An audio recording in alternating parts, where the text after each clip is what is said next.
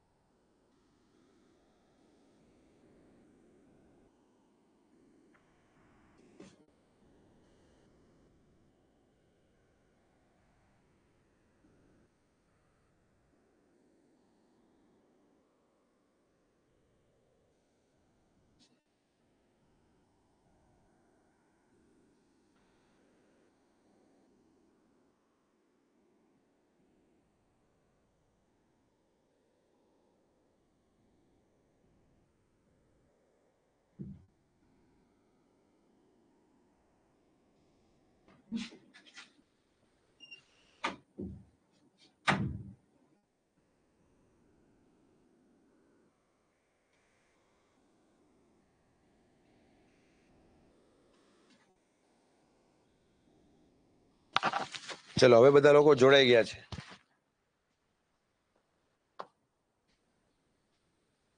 આજે તમારા બધા ક્વેશ્ચનના જવાબ આપવાના છે.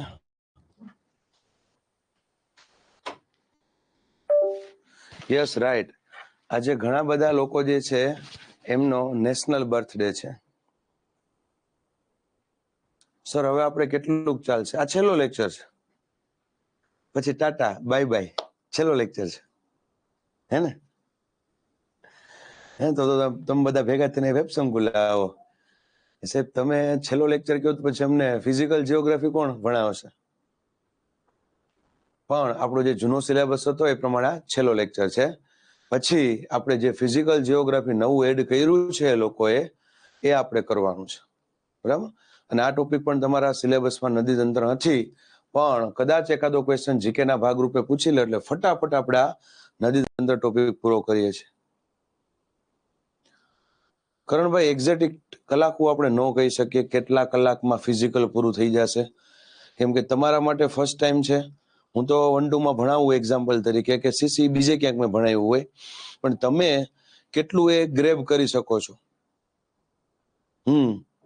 બરાબર. આજના લેક્ચરમાં નદી તંત્ર પૂરું થશે અને મારે તમને આખો સિલેબસ સમજાવવાનો છે. અને એ સિલેબસમાં કયા ટોપિક આપણે આવી ગયા છે અને કયા ટોપિક નવા કરવાના છે. આજનું સેશન આપણું આ છે, કોઈ ખોટી ઉતાવળ કરતા નહીં, બરાબર? એક્ઝામને ઘણી વાર છે. ઓકે, વ્યવસ્થિત મને અભ્યાસક્રમ પૂરો કરવા દેજો. વાહ રાહુલભાઈ, વાહ. આજે મેહુલભાઈ સમજાવવાનો જ છે. ગઈકાલની મારી કમિટમેન્ટ યાદ કરો, મેં તમને કીધું હતું, બરાબર, કે જૂનો સિલેબસ પૂરો થઈ જાય એટલે નવો આખો સમજાવવાનો છે. આપણે સ્ટેપ બાય સ્ટેપ જઈએ છીએ.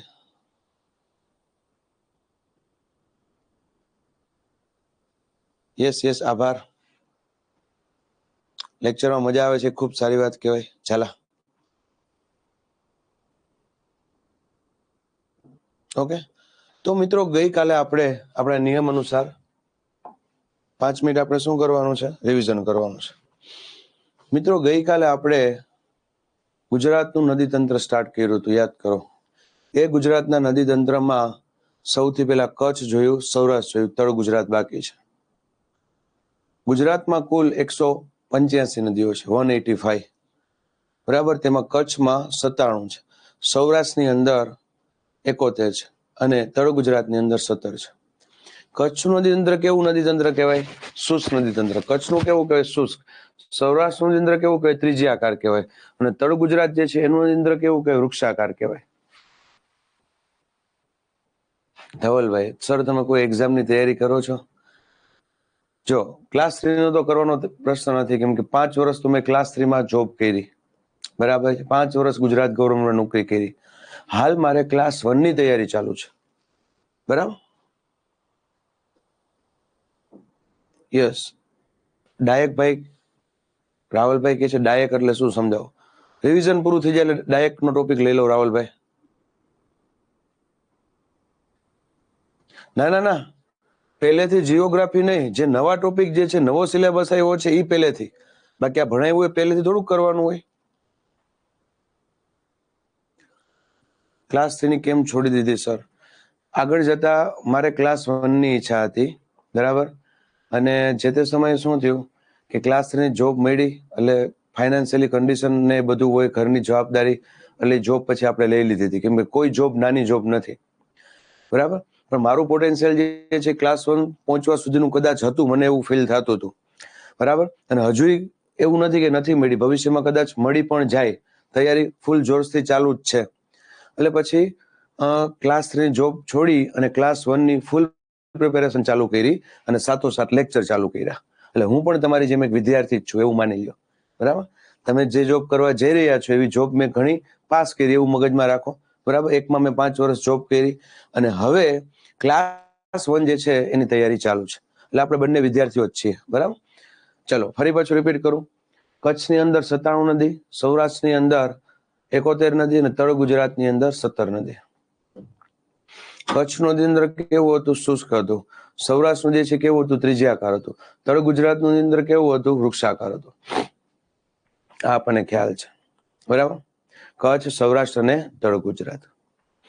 કચ્છ જે છે, કચ્છમાં 4 મુખ્ય નદી હતી: કંકાવતી, રૂકમાવતી, ખારી અને ભૂખી. કચ્છની સૌથી મોટી નદી કઈ છે? ખારી. એ ખારી નદી ઉપર આવેલો બંધ કયો? રુદ્રમાતા બંધ, બરાબર. રુદ્રમાતા જે કચ્છનો સૌથી મોટો બંધ છે, બરાબર. રૂકમાવતી નદી કિનારે વસેલું શહેર કયું? તો કે માંડવી. માંડવી. અને બીજું શહેર કયું? રામપર, વેકરા. આભાર ધર્મિષ્ઠાબેન, તમારા બધાના બ્લેસિંગ્સ હશું તો પાસ થઈ જ જશું. તો કચ્છમાં સૌથી મોટી નદી પૂછે તો ખારી લખવાની, અને સૌથી મોટામાં મોટો બંધ પૂછે તો કયો બંધ લખવાનો? રુદ્રમાતા બંધ લખવાનો, બરાબર. રુદ્રમાતા બંધ લખવાનો, એ આપણને આઈડિયા હોવો જોઈએ. ડાયક એટલે લાવા, બહાર આવવા. એક યસ જીગરભાઈ. તેના પછી સૌરાષ્ટ્રની અંદર સૌથી મોટી નદી હતી ભાદર. સૌથી મોટો બંધ હતો રાજસ્થળી એટલે કે શેત્રુંજી ડેમ, બરાબર. સૌરાષ્ટ્રની અંદર ભાદર નદી છે એ પૂર્વથી પશ્ચિમ ગતિ કરતી હતી, બરાબર. શેત્રુંજી, ઘેલો, લીમડી ભોગાવો, વઢવાણ ભોગાવો એ પશ્ચિમથી પૂર્વ બાજુ ગતિ કરતી હતી. જ્યારે મચ્છુ, આજી આ નદીઓ દક્ષિણથી ઉત્તર બાજુ ગતિ કરતી હતી અથવા વહેતી હતી. ભાદર જે છે, ભાદર એની સૌથી મોટી સહાયક ઓજત હતી. શેત્રુંજી ભાદર જે છે નદી કિનારે વસેલા શહેર જસદણ છે, આટકોટ છે, ગોંડલ છે, ધોરાજી છે, ઉપલેટા છે. આ નદી કિનારે વસેલા શહેરો હતા. બરાબર. શેત્રુંજી નદી જે છે, શેત્રુંજી નદી 2 જિલ્લામાંથી પસાર થઈ. ભાદર એ 2 જિલ્લામાંથી પસાર થતી. યાદ કરો, એક રાજકોટ ને પોરબંદર. ભાદર 2 જિલ્લામાંથી પસાર થાય, રાજકોટ ને પોરબંદર. શેત્રુંજી 2 જિલ્લામાંથી પસાર થાય, અને એ 2 જિલ્લા એટલે અમરેલી અને ભાવનગર. શેત્રુંજી ઉપર 3 શહેર ખૂબ જ સરસ આવેલા છે, અને ઐતિહાસિક અને પૌરાણિક મહત્વ છે, બરાબર. ઘેલા સોમનાથ થી થોડાક આગળ જઈએ, બરાબર, એટલે ગઢડા આવે, ને ગઢડાથી આગળ જાય એટલે વલભી આવે. 3 શહેરો: ઘેલા સોમનાથ, ગઢડા અને વલભી. એ આપણને આઈડિયા હોવો જોઈએ. ઘેલા સોમનાથ, ગઢડા અને વલભી, બરાબર. એનાથી આગળ જાય વલભી એટલે ભારતની 4 પ્રખ્યાત વિદ્યાપીઠમાંની એક સમયે બંદર હતું. મૈત્રક વંશની રાજધાની હતી. ગઢડા એટલે સ્વામિનારાયણ ભગવાન ખુદ પોતે અહીંયા સ્નાન કરેલું, બરાબર. ખૂબ સરસ. નિકુંજભાઈનો પણ અભિપ્રાય એવો છે કે સાહેબ એકવાર અમને કોન્સ્ટેબલ પાસ કરાવડાવી દો, પછી અમે પણ સાથોસાથ, બરાબર, ડીવાયએસપી પીઆઈ ની તૈયારી કરીશું. વાહ નિકુંજભાઈ, વાહ. આ અભિગમ હોવો જોઈએ. ઘણા લોકો છે ને કોન્સ્ટેબલ બની જાય ને, ભલે ખોટું ન લગાડતા, તમારામાંથી એવું બધું બધા કરે, જરૂરી નથી. કોન્સ્ટેબલ બની જાય ને એટલે આમ ખૂબ સેટિસ્ફાઈડ થઈ જાય કે ના, હવે તો જિંદગી જીતી લીધી છે. આજુબાજુ વાળા સન્માન કરે, મમ્મી પપ્પા એટલું રાખતા હોય. મમ્મી પપ્પા તો સ્વાભાવિક છે, એની લાગણી હોય, કદાચ આપણે ન બનીએ તોય રાખે. મિત્રો સર્કલના ફોન આવવા માંડે કે ઓહો તું કોન્સ્ટેબલ બની ગયો, આમ બની ગયો. ઈગો સેટિસ્ફાઈડ ફૂલ થઈ જાય. પછી એ પોતાની જાતને સંતોષ આપી દે છે કે ના હવે આપણે કંઈ કરવું નથી, આ મસ્ત પગાર ચાલુ થઈ ગયો, બરાબર, આજુબાજુમાંથી સન્માન થવા લાગ્યા. આવું ન કરતા, બરાબર. તમે તમારા અંદર રહેલા પોટેન્શિયલને એકવાર ચકાસજો, અંદરથી જવાબ મળશે કે તમે કોન્સ્ટેબલ ની આગળ જઈ શકો એમ છો. પીએસઆઈ હોય, પીઆઈ હોય, ડીવાયએસપી હોય. હા, કોઈ જવાબદારી હોય અને તમને એમ લાગે કે ના હવે મારાથી આગળ નથી જઈ શકાય એમ, કદાચ એવું બને તો તમે ત્યાં ઉભા રહી જાજો કે આપણું હવે લેવલ નથી 1-2 નું કે ડીવાયએસ 1-2 નું કે ડીવાયએસપી જે છે કે પીઆઈ નું. પણ જો મિત્રો તમને તમારો અંતરાત્મા કહેતો હોય કે ના તમારું લેવલ છે પીએસઆઈ પાસ કરવાનું, પીઆઈ પાસ કરવાનું, તો ન્યા થંભી ન જાતા, ત્યાં અલ્પવિરામ આપજો. કોન્સ્ટેબલે પૂર્ણ વિરામ ન આપતા. ફરી પાછું યાદ દેવડાવું, કોઈ જોબ નાની નથી, કોઈ જોબ નાની નથી. કોન્સ્ટેબલ એ સારી જોબ છે,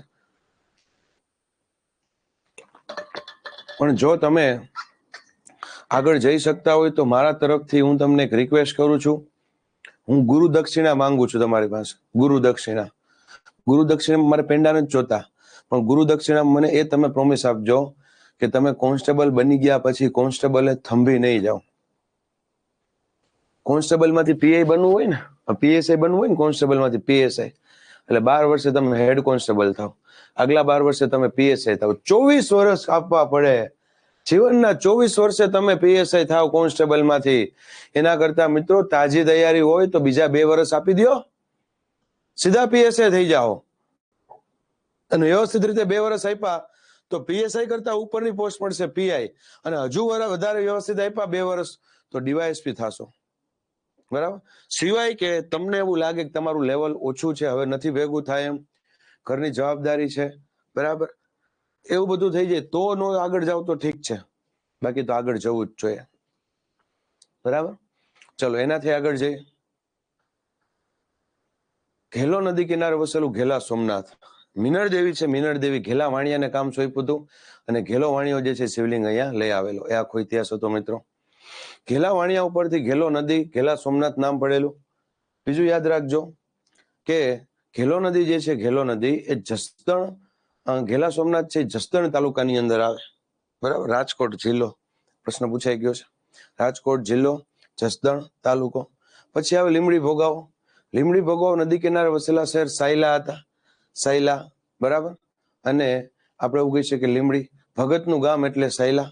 ગઈકાલે એક મિત્રએ ભગતનું આખું નામ પણ આપણને કીધું, બરાબર. અને આ જ નદી કિનારે સિંધુ સભ્યતાનું એક નગર એટલે કયું તો કે લોથલ, બરાબર. એના પછી આવે વઢવાણ ભોગાવો. વઢવાણ ભોગાવો નદી કિનારે વસેલા શહેર ચોટીલા હતા, મૂળી હતા, બરાબર. વઢવાણ હતા. 2 બંધ આવે, ધોળી ધજા અને નાયકા. ઓમાં એક જ બંધ હતો થોરિયાળી, અને ધોળી ધજા અને નાયકા, બરાબર. અહીંયા રાણક દેવી સતી થઈ ગયા હતા, એટલા માટે રાણક દેવીનું મંદિર વઢવાણ ખાતે આવેલું છે. બીજું આપણે કહી શકીએ કે લીમડી ભોગાવાનું અંતિમ સ્થાન છે, લીમડી ભોગાવાનું એ સાબરમતી નદી હતું. જ્યારે વઢવાણ ભોગાવો જે છે એનું અંતિમ સ્થાન જે છે, વઢવાણ ભોગાવો એનું અંતિમ સ્થાન, બરાબર, એ નળ સરોવર હતું. તો આપણને યાદ હોવું જોઈએ, બરાબર. એક સાબરમતી નદી અને એક નળ સરોવર.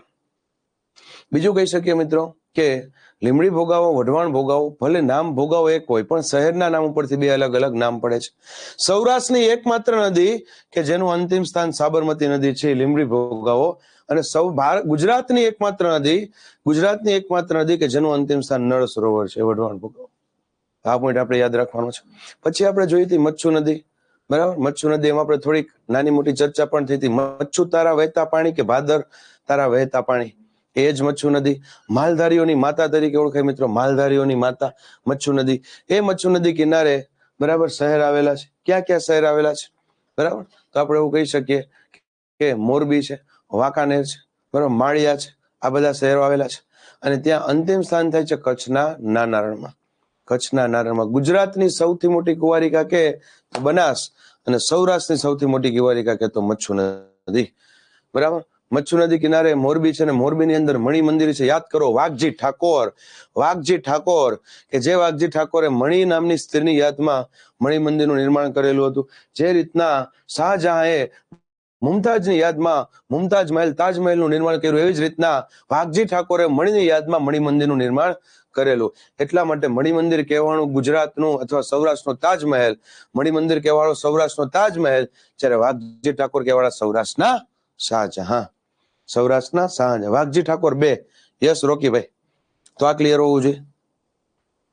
ઝૂલતો પુલ અહીંયા આવે અને ઝૂલતા પુલમાં દુર્ઘટના થતી. તમને ખ્યાલ છે કે એમાં 130 થી 40 લોકો જે છે એ મૃત્યુ પામ્યા હતા. ભગવાન એમની આત્માને શાંતિ આપે. બરાબર. પ્રશાસન તંત્રની બેદરકારી, પ્રાઇવેટ કંપનીઓ અથવા પ્રાઇવેટ સેક્ટરની બેદરકારી ના લીધે બરાબર સામાન્ય માણસો જે છે એમના જીવ જે છે એ જાય છે. બરાબર. અને તંત્ર એના ઉપર કઈ પગલા નથી ભરતા. બરાબર. તંત્ર જે છે એ આપણી ભાષામાં કહીએ તો બેફિકર છે ને કોઈ ફિકર નથી. બરાબર. 10 દિવસ 15 દિવસ 20 દિવસ આ બધું ગરમ રહે, પછી બધું ઠંડુ પડી જાય, પૈસા ખવડાવી દે છે. આવું જ બધું ચાલે છે. ગુસ્સો આવે. ભાઈ બીજું બધું તો ઠીક, ચાલો કે તમે રોડ રસ્તા બનાવતા હોય ત્યાં પૈસા ખાઓ, રસ્તા હારા ન બન્યા. બરાબર છે. તમે જે અનાજ આપવાનું હોય કે એ અનાજ છે એની ક્વોલિટી ઓછી રાખો, અનાજ ઓછું આપો. આ કરપ્શનમાં વાંધો નથી, પણ આ જીવ જાય છે ને એ મગજમાં નથી બેહતા. હચોડા જીવ વયા જાય છે. બરાબર. ફાયર સેફટી ના બધા સાધનો ન હોય, એનઓસી ન હોય, ચાલુ કરી દે છે. તો તંત્રને કહે એટલે રાખ્યું જ તમને એટલા માટે છે કે તમે દર 10 દિવસે બધું ચેક કરવા જાઓ, દર 15 દિવસે સરકારી ગાડી હોય છે, કઈ બધું બરાબર છે કે નહીં. તમને લાયસન્સ આપો પછી જ ચાલુ કરી હગવા જોઈએ. લાયસન્સ પહેલા ચાલુ થઈ જાય છે. નાનું મોટી વસ્તુ ઘટતી હોય, પૈસા ખવડાવી દો.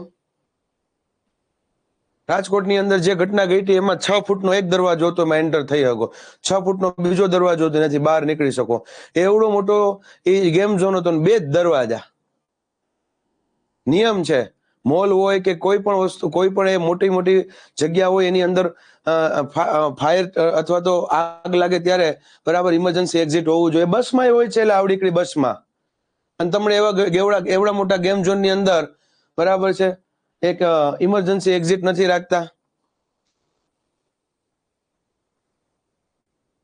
બીજી બધી વસ્તુમાં કરપ્શન પોહાય મિત્રો. રસ્તા બરાબર ન કર્યા, બરાબર છે, બીજી જગ્યાએ પૈસા ખાઈ ગયા, આવાસના મકાનોમાં નાની મોટી સગવડ ન આપી, બધુંય પોહાય. એમાં ક્યાંય છે ને પબ્લિક જે છે એ એટલું નથી બોલતી, જાતું કરે છે જે હોય તે ચલો. પણ જીવ વયા જાય ને માણસોના, એ નથી મેળ આવતો. અને જીવ જાય એટલે એના પરિવારના સભ્યો જેટલા ઉકળે એટલા જ આપણે ઉકળીએ છીએ. બરાબર. કેમ કે આપણને એ વસ્તુ વિચાર આવે છે, કાલ સવારે આપણા નાના મોટા ભાઈ બહેન, આપણા સંતાનો, ભત્રીજા ભત્રીજી, ભાણેજો, આજે એને આપણે ક્યાંક મોકલતા ડરીએ છીએ.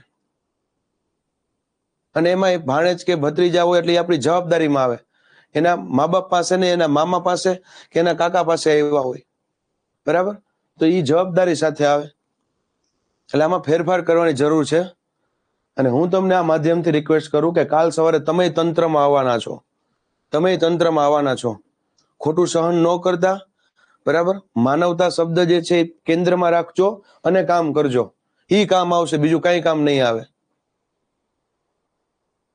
સિસ્ટમનો ભાગ બન્યા એટલે નાનું મોટું તો આપણે જાતું કરવું જ પડશે, અને એમાં જેમ થાય એમ કરવું જ પડશે. પણ માનવતાના ભોગે ક્યાંય જાતું નહીં કરવાનું. બરાબર છે. બીજી બધી વસ્તુમાં ઠીક છે, પણ માનવતાના ભોગે. તમને એમ લાગે કે અહીંયા કોઈ વ્યક્તિનો જીવ જોખમાય એમ છે, બરાબર છે, તો એ ગમે તેટલી ભલામણ કરે, ગમે એવું કરે, નહીં એટલે નહીં. પાપના ભાગીદાર આપણે બનવું નથી. તો ફરી પાછું મોરબી જે છે એની અંદર ઝૂલતો પુલ, એમાં 139-40 લોકો મૃત્યુ પામ્યા હતા. ગેમ ઝોન જે છે એમાં 27 નો આંકડો બહાર પડ્યો, પણ ખરેખર 40-45 હશે. ભૂતકાળની અંદર વડોદરાની અંદર જે હોળીની દુર્ઘટના ઘટી એની અંદર ભૂલકાઓ, નાના ભૂલકાઓ બરાબર છે એ મૃત્યુ પામ્યા હતા. બરાબર. 25-30 એની સંખ્યા હતી. બરાબર. તક્ષશિલા જે છે યાદ કરો, સુરતની અંદર, ત્યારે છોકરાઓને ક્લાસીસની અંદર હતા અને આગ લાગી મૃત્યુ પામ્યા હતા. 20-25 ની એની સંખ્યા છે. બરાબર. તો આ બધી વસ્તુ છે મિત્રો. બોટાદની અંદર લઠ્ઠાકાંડ થયો હતો બોટાદમાં, અને એ દેશી દારૂ પી અને ઘણા બધા બિચારા શ્રમિકો જે છે એને ખબર નથી પડતી કે શ્રમિકો જે છે મૃત્યુ પામ્યા, એનો 25-30 નો આંકડો છે. આ બધા ઉપર કડક નિયંત્રણ મૂકવા જોઈએ, પ્રતિબંધ મૂકવા જોઈએ. જરૂર પડે તો ગુનેગાર જે છે એને સજા આપવી જોઈએ, એટલે જેથી કરીને બીજા લોકો ભવિષ્યમાં આવું પગલું ન ભરે, તંત્રનો ડર રાખે. તો અહીંયા આપણે એવું કહી શકીએ મિત્રો, ઝૂલતો પુલ. બરાબર. મોરબી જે છે એનું એ ઘરેણું કહેવાય, ઝૂલતો પુલ, અને એ ઝૂલતા પુલની અંદર આ દુર્ઘટના ઘટી હતી મિત્રો. બરાબર. એનાથી આગળ જાય પછી આપણે નદી કિનારે વસેલા શહેરો જોયા, જેમ કે મચ્છુંદી નદી કિનારે વસેલું શહેર એટલે ઉના, બરાબર. સિંગોળો નદી કિનારે વસેલું શહેર એટલે કોડીનાર. ધ્રોલ જે છે એ ઊંડ નદી કિનારે. સોમનાથ જે છે હિરણ સરસ્વતી કપિલા. રેડી? અહીંયા સુધી આપણે ચલાવ્યું હતું. ચલો હવે જોઈએ આપણે તળ ગુજરાતનું નદી તંત્ર.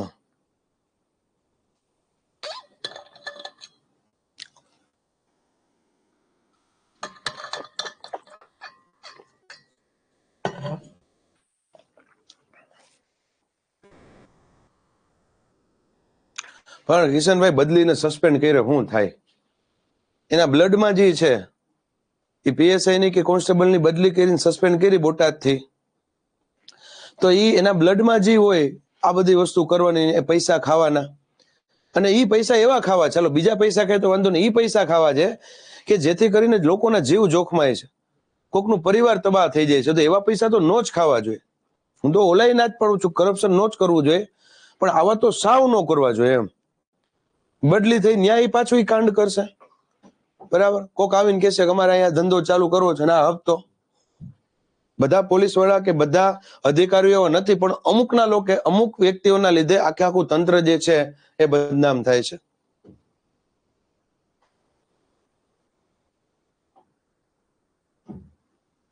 કાલે તમારો લેક્ચર જોયો, 151 ડેઝમાં મોજ આવી ગઈ. વાહ અંકિતભાઈ વાહ. યસ નીરુબેન.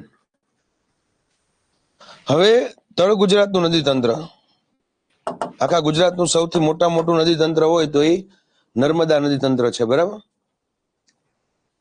તળ ગુજરાતમાં 3 નદી, ઉત્તર ગુજરાતની પહેલા આપણે લેશું. બરાબર. એકી સાથે બનાસ, સરસ્વતી, રૂપેણ નામ તમે સાંભળ્યું હશે. બનાસ, સરસ્વતી અને રૂપેણ. 3 નું અંતિમ સ્થાન જે છે કચ્છનું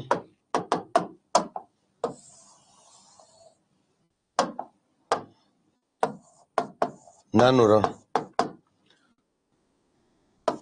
3 નું અંતિમ સ્થાન ક્યાં છે? કચ્છનું નાનું રણ છે. એ આપણને આઈડિયા હોવો જોઈએ. બરાબર. પેલા બનાસ નદી જોઈ લે. જો આ બનાસ છે,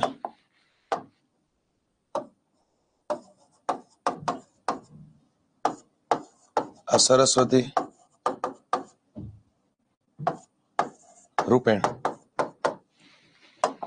ઉપર આપણે ટાઇટલ મારી દઈએ. બરાબર. ઉત્તર ગુજરાતનું નદી તંત્ર.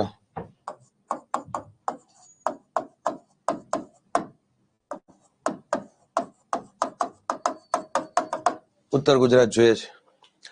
બનાસ, સરસ્વતી, રૂપેણ 3 કુંવારિકા નદી છે. સાબરમતી મોટા નદી તંત્રમાં નહીં જીગરભાઈ. મોટું નદી તંત્ર તો સ્વાભાવિક છે, આ જ કહેવાય ને. બરાબર. નર્મદા કહેવાય સૌથી મોટું. એમ સાબરમતીની નદીઓની જેટલી સહાયક નદીઓ છે ને બધી બરાબર હંગામી છે, એટલે એનું પાણી ઓછું હશે. સાબરમતી હંગામી છે. નર્મદામાં પાણી તમને 365 દિવસ જોવા મળે. ભલે ઈ આમ હંગામી જ કહેવાય, પણ પાણી ખૂટતું નથી. ભારતનું મોટું નદી તંત્ર કયું આવે? ગંગા આવશે હરેશભાઈ. ભારતની મોટી નદી કે ને હરેશભાઈ તો બ્રહ્મપુત્ર, પણ મોટું નદી તંત્ર કે ને તો ગંગા આવે. બનાસ નદી ક્યાંથી આવે? હવે ઈ જ ચાલુ કરવું હરેશભાઈ. જો બનાસ નદી જે છે એ સૌથી પહેલું રાજસ્થાનમાંથી આવે.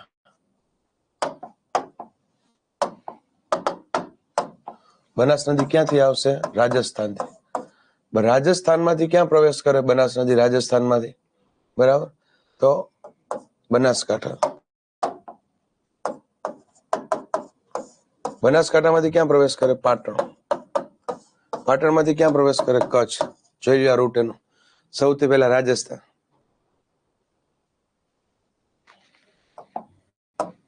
ઉદ્ગમ સ્થાન ક્યાં છે? તો કે રાજસ્થાન.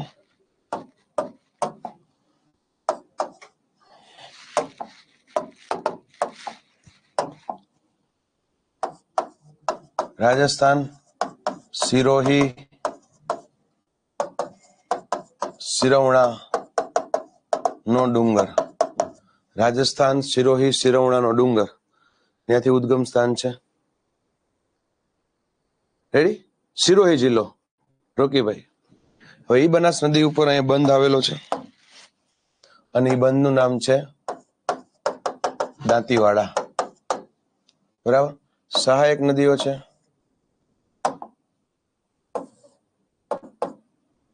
એક બનાસ, સોરી બાલારામ, બીજી સીપુ. બાલારામ અને સીપુ.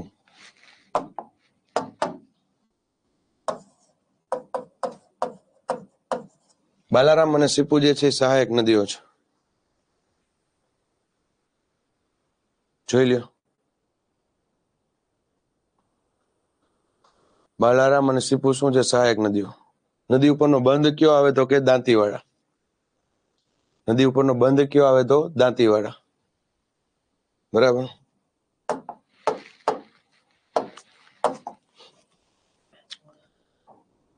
બીજું કહી શકીએ કે નદી કિનારે વસેલા શહેર. બરાબર. બાલારામ ઉપર પાલનપુર આવે. બરાબર. અહીંયા એક તો આ દાંતીવાડા છે. બરાબર. પછી કાંકરેજ, આગળ જતા ડીસા. આ નદી કાંઠે વસેલા શહેર છે. જોઈ લ્યો. યસ ચિરાગભાઈ. લંબાઈ નોટ ઇમ્પોર્ટન્ટ. શ્લોક પંડ્યા. હા, ગુજરાતમાં જ છે. દાંતીવાડા બંધ જે છે ગુજરાતમાં છે, બનાસકાંઠામાં. દાંતીવાડા બનાસકાંઠામાં આવે. અહીંયા કૃષિ યુનિવર્સિટી પણ છે. કૃષિ યુનિવર્સિટી નામ શું છે? કોઈ કહેશે? મિત્રો, કૃષિ યુનિવર્સિટી નામ શું છે? કોઈ કહેશે?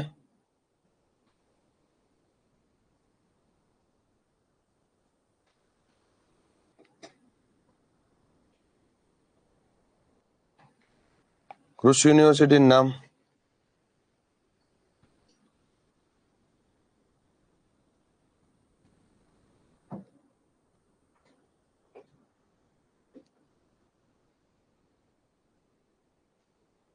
યસ, બધાનો જવાબ સાચો છે.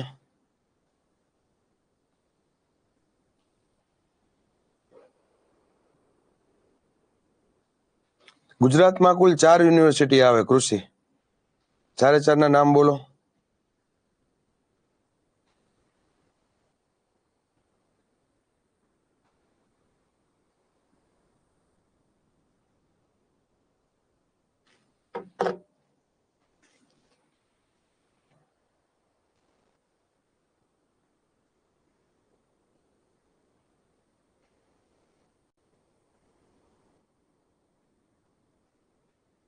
ઓકે હરેશભાઈ.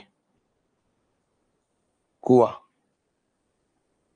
યસ, એક આણંદમાં આવે. જો ચારે ચાર જે છે ને એ વિસ્તારમાં છે.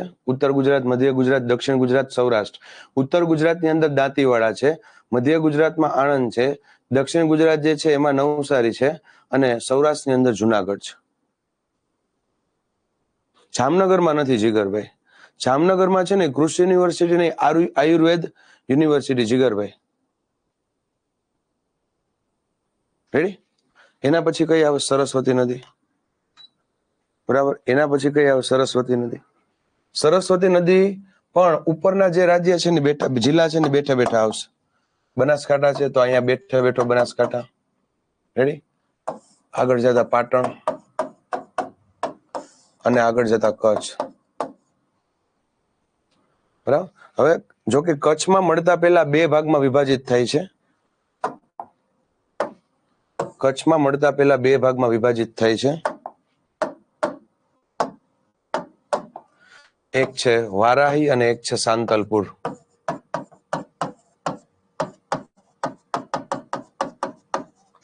કદાચ પ્રશ્ન પૂછાય કે બનાસ નદી કયા 2 ભાગમાં વિભાજિત થાય છે? વારાહી અને સાંતલપુર. સાહેબ ફરીથી બોલો. ઓકે, લખાઈ જ દઉં શ્યામભાઈ. તમે ખાલી કયો. તમે પ્રશ્ન પૂછશો મને ગમશે. બરાબર. જરાય સંકોચ નહીં રાખવાનું. મેં પહેલા લેક્ચરે કીધું હતું, હું તમારો ફેકલ્ટી ટીચર નથી, હું તમારો મોટો ભાઈ છું. મોટા ભાઈ સામે જરાય સંકોચ ન હોય. બરાબર. ચલો જોઈ લો ચારે ચાર યુનિવર્સિટી.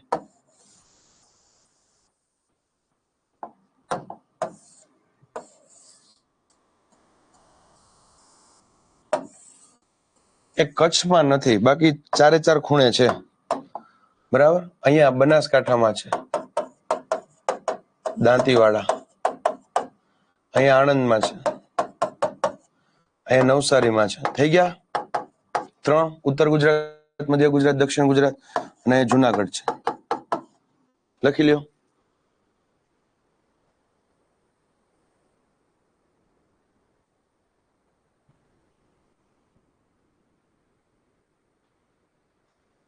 બનાસ અને સરસ્વતી નદી વચ્ચેનો પ્રદેશ કયા નામથી ઓળખાય? એ વઢિયાર પ્રદેશ તરીકે ઓળખાય. ઝાલાવાડ.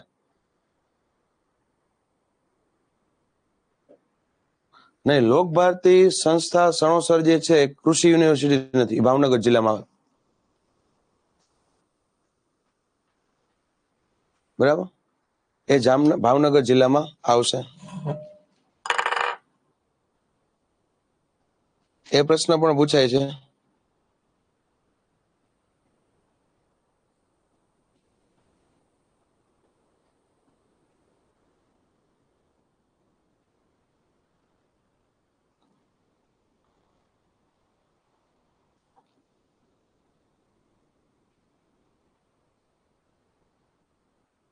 કૃષિ યુનિવર્સિટીના બધાના નામ તો મને યાદ નથી, પણ આનું એક સરદાર પટેલ નામ યાદ છે.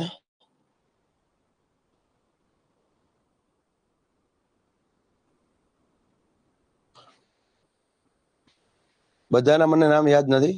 પૂરા નામની જરૂરિયાત ખરી? ના, ચાલશે દેવભાઈ, તાલુકાની જરૂર નથી.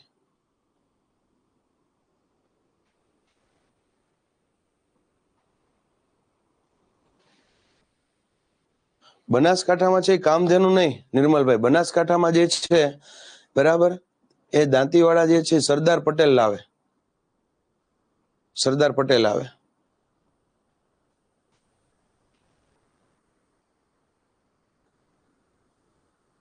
બીજાના નામ સામે આવ્યા નથી, કદાચ નામ હોય પણ નહીં, ખાલી કૃષિ યુનિવર્સિટી હોય. રેડી? ચલો એનાથી આગળ જાઓ.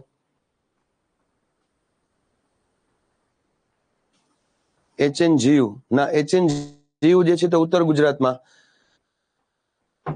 રેડી? ઉત્તર ગુજરાતમાં તો નામ છે સરદાર પટેલ. ચલો હવે ફરી પાછું રિપીટ કરું. સરસ્વતી નદી ક્યાંથી પસાર થાય? 3 જિલ્લામાંથી, બનાસકાંઠા, પાટણ અને કચ્છ.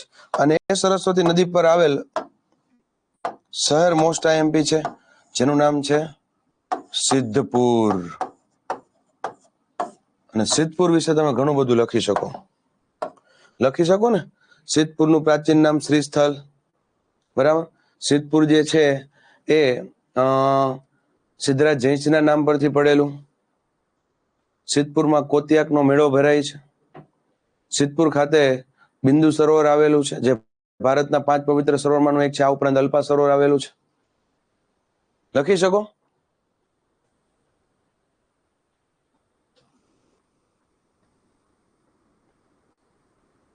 રેડી? ચલો એનાથી આગળ જાય.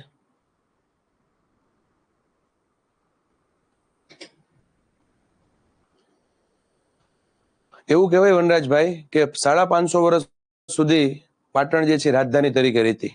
550 વર્ષ સુધી. યસ, સિદ્ધપુર એટલે સાધુઓનું મોસાળ. ખૂબ સરસ. માતૃશ્રાદ્ધ માટે પ્રખ્યાત છે દેવભાઈ, બરાબર. અને માતૃશ્રાદ્ધ માટે અને પિતૃશ્રાદ્ધ માટે ચાંદોદ, કરનાળી. સાધુઓનું પિયર કે તો કયું આવશે?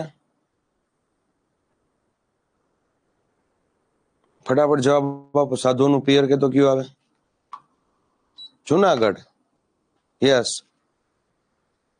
રુદ્ર મહાલય આવેલો છે. હવે રૂપેણ નદી છે એની સહાયક નદીમાં,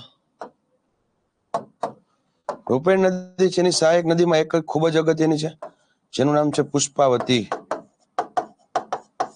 આ નદીના ક્વેશ્ચન પૂછાય છે, કેમ કે નદી કિનારે વસેલા શહેર ખૂબ જ અગત્યના છે. 3 શહેર, બરાબર. એક શહેર જે છે એ મોઢેરા, બરાબર. એક શહેર કયું છે? મોઢેરા. બીજું આપણે એવું કહી શકીએ ગણપતિ, એઠોરના ગણપતિ. અને ત્રીજું જે શહેર જે છે એ મીરા દાતારની દરગાહ, ઉનાવા. 3 સ્થળ ધાર્મિક સ્થળ, બરાબર, પૌરાણિક સ્થળ છે. અહીંયા સૂર્ય મંદિર છે, અહીંયા ગણપતિ છે, ઉનાવા જે છે ને મીરાદાતાની દરગાહ છે.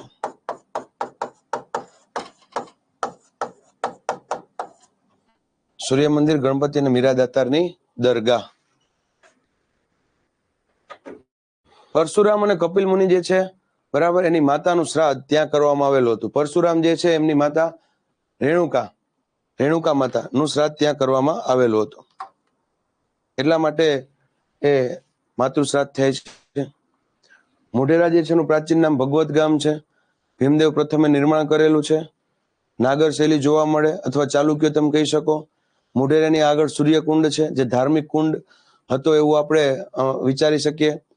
મોઢેરાનું સૂર્ય મંદિર છે, એમાં સૂર્યપ્રકાશનું સૌ પ્રથમ કિરણ જે છે એ ક્યાંક ને ક્યાંક મંદિરના ગર્ભગૃહમાં પડે છે. એ મંદિરના ગર્ભગૃહમાં પણ ત્યાં મણિ અથવા રત્ન છે. એ મણિ અથવા રત્ન ઉપર જ્યારે પહેલું કિરણ પડે એટલે આખું મંદિર શું થાય? પ્રજ્વલિત થાય છે. હેઠોર ગણપતિ, ઉનાવા મીરાદાતાની દરગાહ, બરાબર, મીરાદાતાની દરગાહ હિન્દુ મુસ્લિમ એકતાનું પ્રતીક. પછી તમે સાંભળ્યું હશે કચ્છની અંદર હાજીપીરની દરગાહ, બરાબર. યસ ઓમભાઈ, જો ઓમભાઈએ કીધું કે નવસારીમાં કોઈ નામ નથી, પણ નવસારી એગ્રીકલ્ચર યુનિવર્સિટી કહેવાય.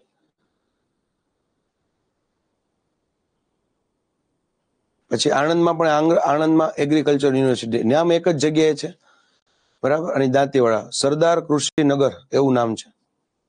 અહીંયાથી કર્કવૃત પસાર થાય. યસ ભાઈ, મોઢેરા ઉપરથી. અજમેર ખ્વાજા ગરીબે નવાઝ મોઇનુદ્દીન ચિસ્તી, જ્યાં એમને ચિસ્તી સંપ્રદાયની સ્થાપના કરી હતી. અકબરે પણ સપોર્ટ આપ્યો હતો. નિઝામુદ્દીન ઓલિયા, આ બધા નામ સાંભળ્યા હશે તમે, તો એ પણ હિન્દુ મુસ્લિમ એકતાનું પ્રતીક કહી શકીએ. ચલો એનાથી આગળ જાય સાબરમતી નદી.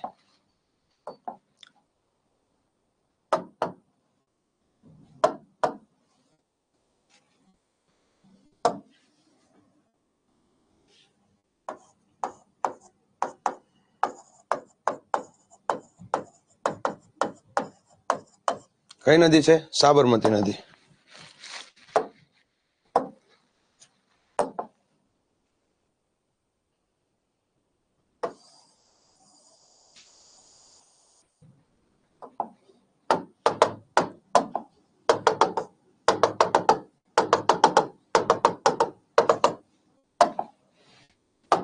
સાબરમતી નદી જે છે એનું ઉદ્ગમ સ્થાન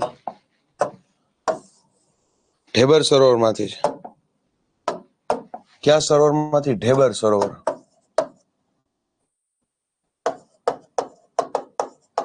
ઢેબર સરોવર ક્યાં આવે? રાજસ્થાન. અહીંયા પણ જો સિરોહી, શેરવાનો ડુંગર, અને આપણે એવું કહી શકીએ અહીંયા ઉદયપુરની ટેકરી આવે. એમ જ અહીંયા પણ ઉદયપુરની ટેકરી આવે.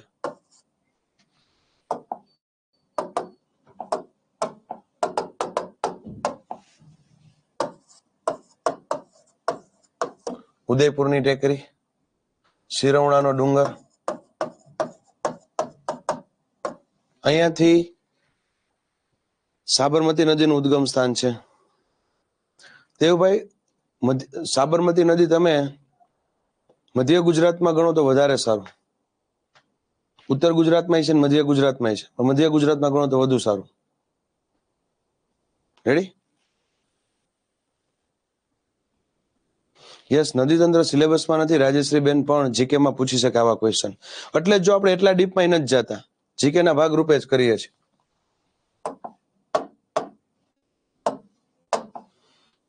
બરાબર. હવેની સહાયક નદીઓ. વોટા ખાતે 7 નદીનો સંગમ, આવું બધું પૂછી લે.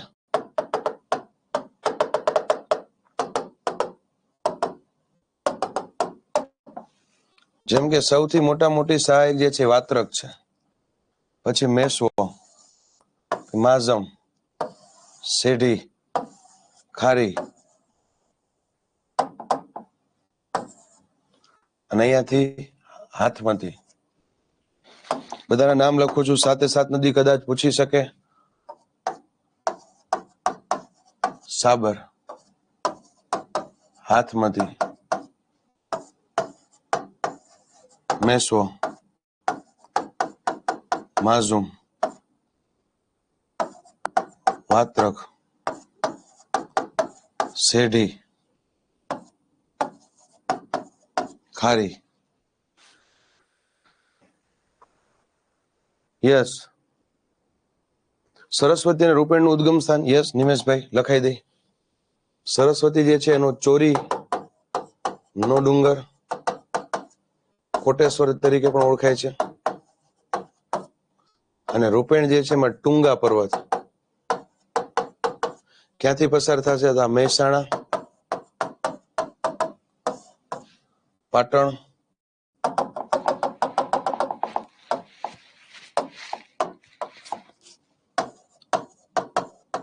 મહેસાણા, પાટણ, કચ્છ. જોઈ લ્યો, એકવાર આ જોઈ લ્યો, નજર નાખી લ્યો.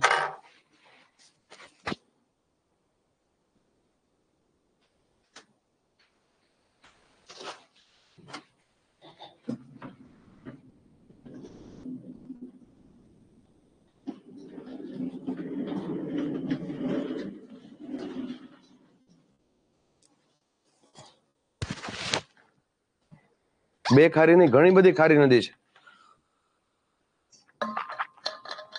3-4 આવશે.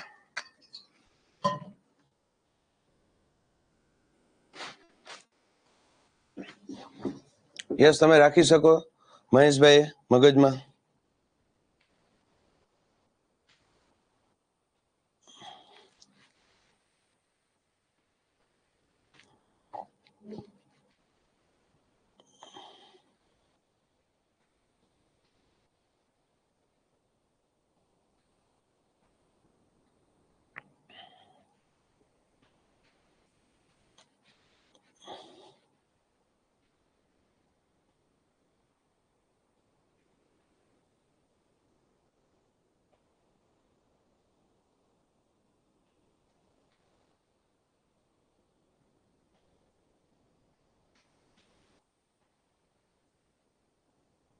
ચલો ડન.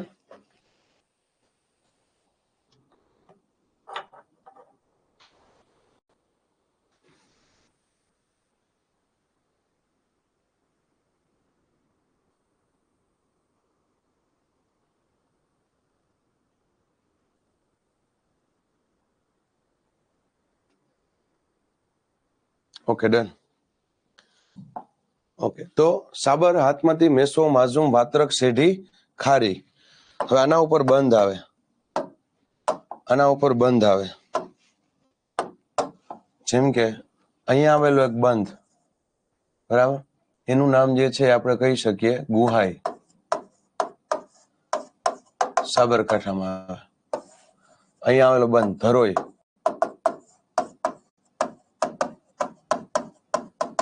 મહેસાણામાં આવે, બરાબર. અહીંયા આવેલો બંધ ગાંધી સંત સરોવર.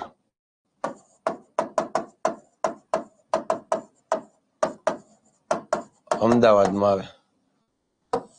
સંત સરોવર ગાંધીનગર અને વાસણા બેરેજ અમદાવાદ.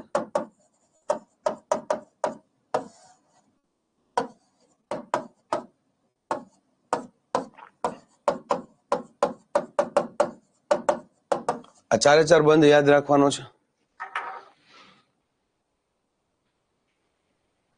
નહીં શ્યામભાઈ, પછી ટાઈમ વધે તો વાંચવાનું, બાકી સાહેબે જે સરાએ જે પેલા કરાવ્યું છે ને કરવાનું.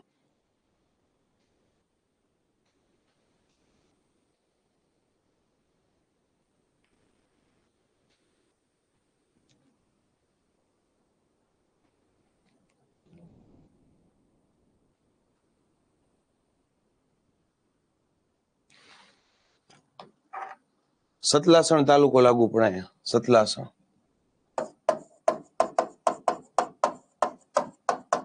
સતલાસણ તાલુકામાં આવશે. ધરોઈ. શ્યામભાઈ શું કરવાનું? સિમ્પલ, હું તમને કહું યાદ રાખવા માટેની ટેકનિક, બરાબર. સંત સરોવર પછી વાસણા બેરેજ છે રાહુલભાઈ. શું કરવાનું? ક્લાસ નોટ્સ જે તમે બનાવી છે ને ફેકલ્ટીની, એ તમારું બ્રહ્માસ છે. એ બ્રહ્માસને તો પકડી જ રાખવાનું. એ એવું ટકાટક કરી નાખો, એવું ટકાટક કરી નાખો કે ભવિષ્યની અંદર એમાંથી કોઈ પણ ક્વેશ્ચન પૂછે ને તો એ આવડવો જ જોઈએ, એ ચૂકાવો ન જોઈએ. જો એ થઈ ગયું અને પછી ટાઈમ વધ્યો તો પછી તમે પીપીટીમાંથી કે કોઈ પણ પબ્લિકેશનની બુક જે છે એમાંથી તમે કરી શકો. એમ તો ઘણા બધા બંધ છે ઓમભાઈ, પણ આ પ્રખ્યાત છે. પછી 7 નદીઓનો સંગમ એ સ્થળ એટલે કયું તો કે વોઠા.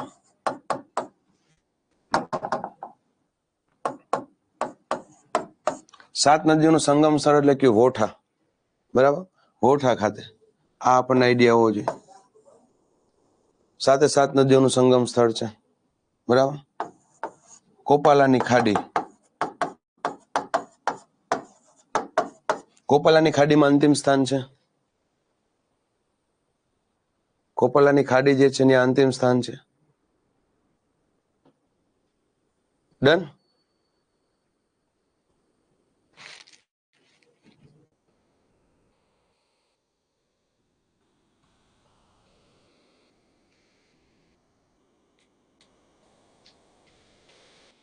હવે એનું અન્ય નામ પૂછે, અન્ય નામ. તો ગુજરાતની અંબા, ગુજરાતની નાઇલ, ગુજરાતની અંબા, ગુજરાતની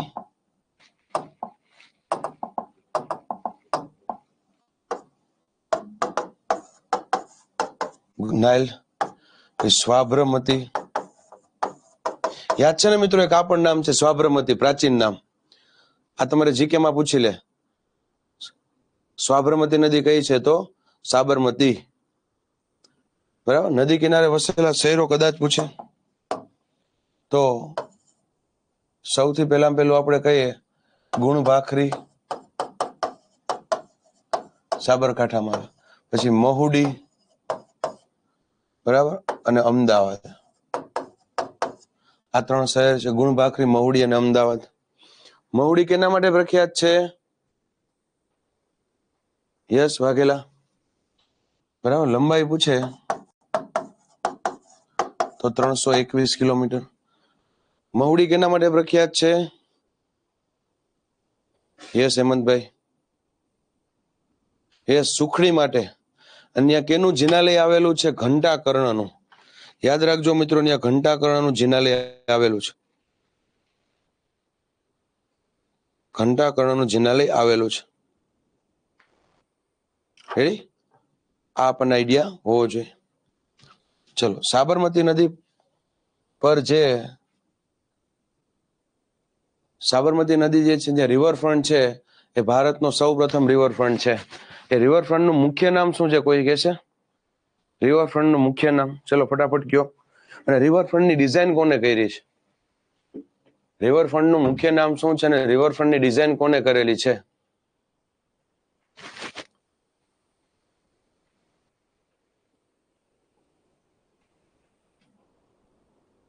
ઘંટાકર્ણનું જિનાલય. બરાબર છે. યસ અંકિતભાઈ, તમે સુખડી ત્યાંથી બહાર ન લઈ જઈ શકો, ત્યાં બેસીને જ ખાવાનું. રામ સુથાર નહીં આવે નિર્મલભાઈ. રામ સુથાર જે છે કેમાં આવે? સ્ટેચ્યુ ઓફ યુનિટીમાં આવે. પ્રમુખ સ્વામી. શું નામ છે? પ્રમુખ સ્વામી.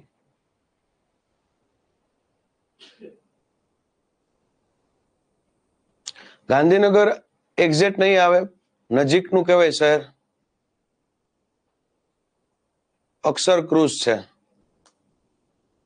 જિનાલય એટલે રાહુલભાઈ જૈન ધર્મમાં મંદિર નો કહેવાય, જિનાલય કહેવાય. પ્રાર્થના કરવાનું સ્થળ કે જ્યાં મહાવીર સ્વામી કે પછી પાર્શ્વનાથ, અજીતનાથ, આદિનાથ, જિનાલય, આદિનાથ જે છે તીર્થકર હોય. સદીકભાઈ કીધું મેં તમને કે ગાંધીનગર એક્ઝેક્ટ નદી કિનારે નથી વસેલું, નજીકનું કહેવાય.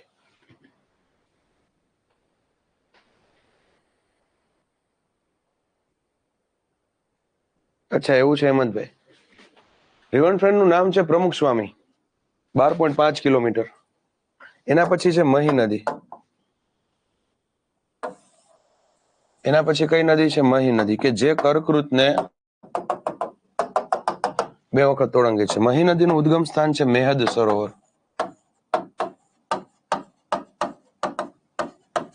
ક્યાં આવે? મધ્યપ્રદેશ. કઈ ટેકરી? વિંધ્યાચળની ટેકરી અને અંજારિયા ગામ અહીંયાથી ઉદ્ગમ સ્થાન છે. એના ઉપર બે બંધ અગત્યના છે, બરાબર, એક કડાણા અને એક હોણકબોરી. કડાણા અને હોણકબોરી બંધ, બરાબર. નદીનું અંતિમ સ્થાન જે છે મિત્રો,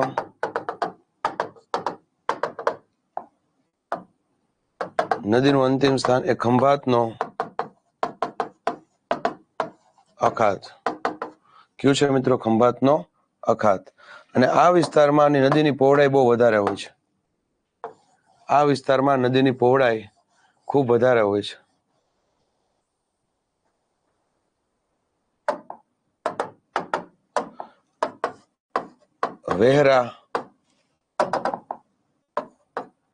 વેહરાની ખાડી કહેવાય.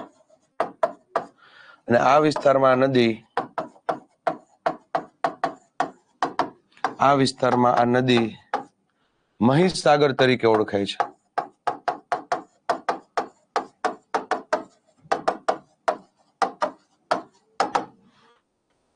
આ વિસ્તારમાં નદી મહીસાગર તરીકે ઓળખાય છે, બરાબર.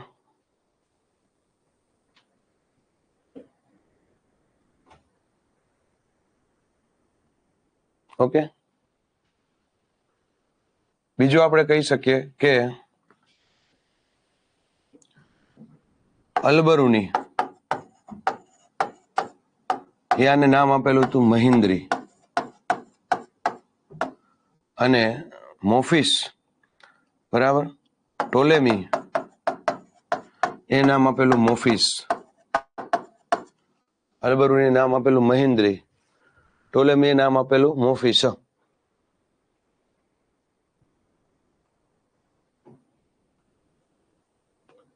આગળ જતા નામ બદલાઈ જાય છે. અહીંયા તમને દરિયા જેવું લાગે, અહીંયા તમને સમુદ્ર જેવું લાગે 70 કિલોમીટર સુધી. એવડા પટ્ટામાં તમને સમુદ્ર જેવું લાગે, એટલે નામ શું પડ્યું? મહીસાગર. રેડી? એનાથી આગળ જઈએ.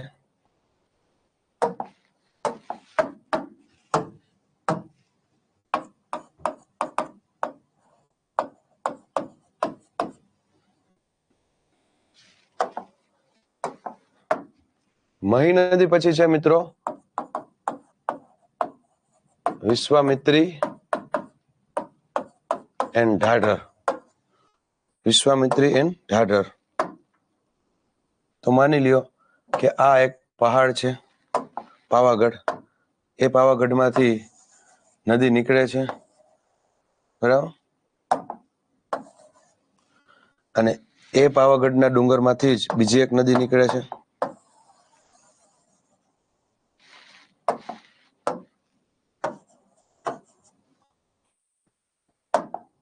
તો મિત્રો આ નદી જે છે એનું નામ વિશ્વામિત્રી છે, અને વિશ્વામિત્રી જેને મળે છે એનું નામ છે ઢાઢર. ક્યાં મળે છે? પિંગલવાડા ગામ ખાતે.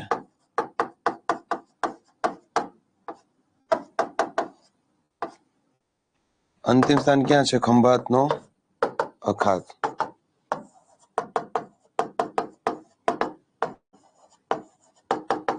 અંતિમ સ્થાન ક્યાં છે મિત્રો? ખંભાતનો અખાત. આ છે પાવાગઢનો ડુંગર. યાદ રાખજો, જ્વાળામુખી પર્વત છે. કયો પર્વત છે મિત્રો? જ્વાળામુખી પર્વત છે. વિશ્વામિત્રી નદી એટલે આપણે કહી શકીએ કે સૌથી વધુ મગર ધરાવતી નદી.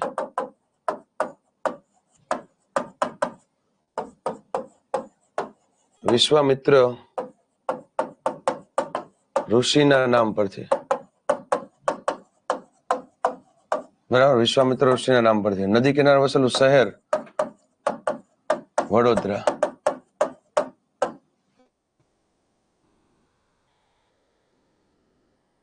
યસ લખી શકીએ, બહુ ઇમ્પોર્ટન્ટ નથી. બજાજ બંધ આવે, બરાબર. પછી આજ નદી જે છે એની પાનમ, એની સહાયક નદી આવે, પણ એ આપણે નથી લખાયું.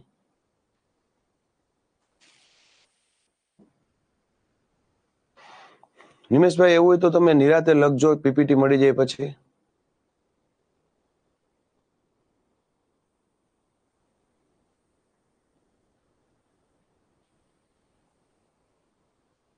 ડન, જોઈ લો એકવાર.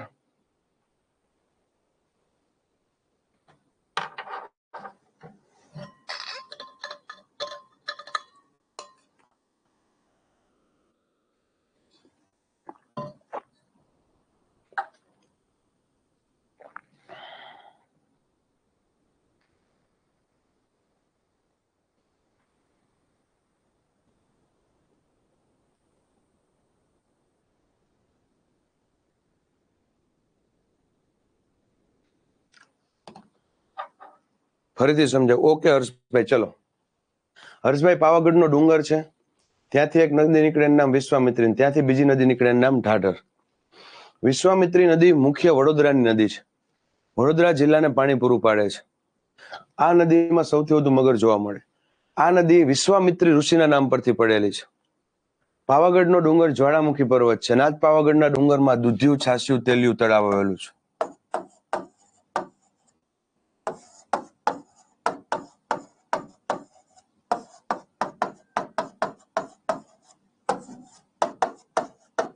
દૂધિયું, છાસિયું ને તેલિયું તળાવ આવેલું છે. 100% રાજેશ્રીબેન, અમારા કુળદેવી જ છે, મહાકાળી માતાજી છે, અમારા કુળદેવી છે. હાલોલ તાલુકામાં. યસ. પછી ઢાઢર તરીકે જ ઓળખાય છે ઓમભાઈ. Good question ઓમભાઈ. ઢાઢર તરીકે એમ? ઢાઢર મોટી નદી છે, ઢાઢર મોટી નદી છે. ગુજરાતમાં હરેશભાઈ 3 શક્તિપીઠ છે, એક પાવાગઢ, બરાબર, એક અંબાજી અને એક બહુચરાજી.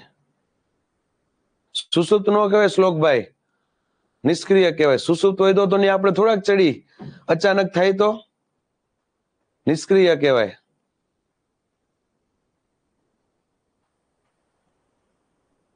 યસ ધવલભાઈ.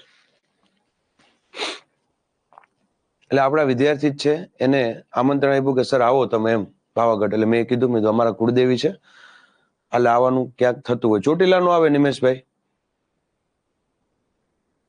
અંબાજી સૌથી મોટું પીઠ કહી શકીએ, શક્તિપીઠ. અંબાજીમાં, બરાબર, સતી માતા છે એનું હૃદય પડેલું નિમેશભાઈ, બરાબર.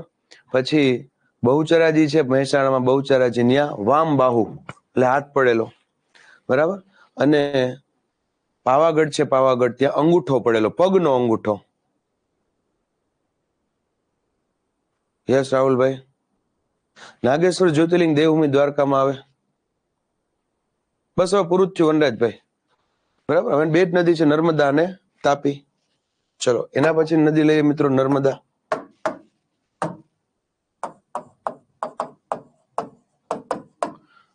ડોન્ટ વરી, આજે તો વનરાજભાઈ કરવાનું જ છે, અને આજે તમારા કરતા મારે ઉતાવળ છે. શક્ય હોય તો આપણે 12:30 પોણા સુધીમાં લેક્ચર પૂરો કરવાનો છે, બરાબર. ચલો, એટલે ચિંતા ન કરતા, આજે મારે સિલેબસ સમજાવી દેવો છે, અને નેક્સ્ટ લેક્ચર થી ભૌતિક ભૂગોળ ચાલુ કરી દેવું છે. નેક્સ્ટ લેક્ચર થી ભૌતિક ભૂગોળ ચાલુ કરી દેવું છે.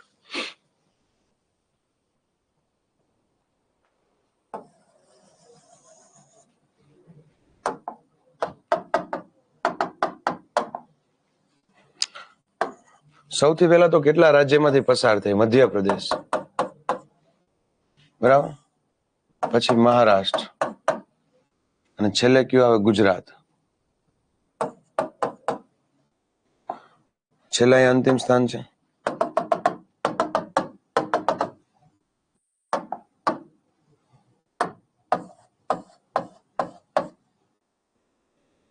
ટોટલ એમની લંબાઈ,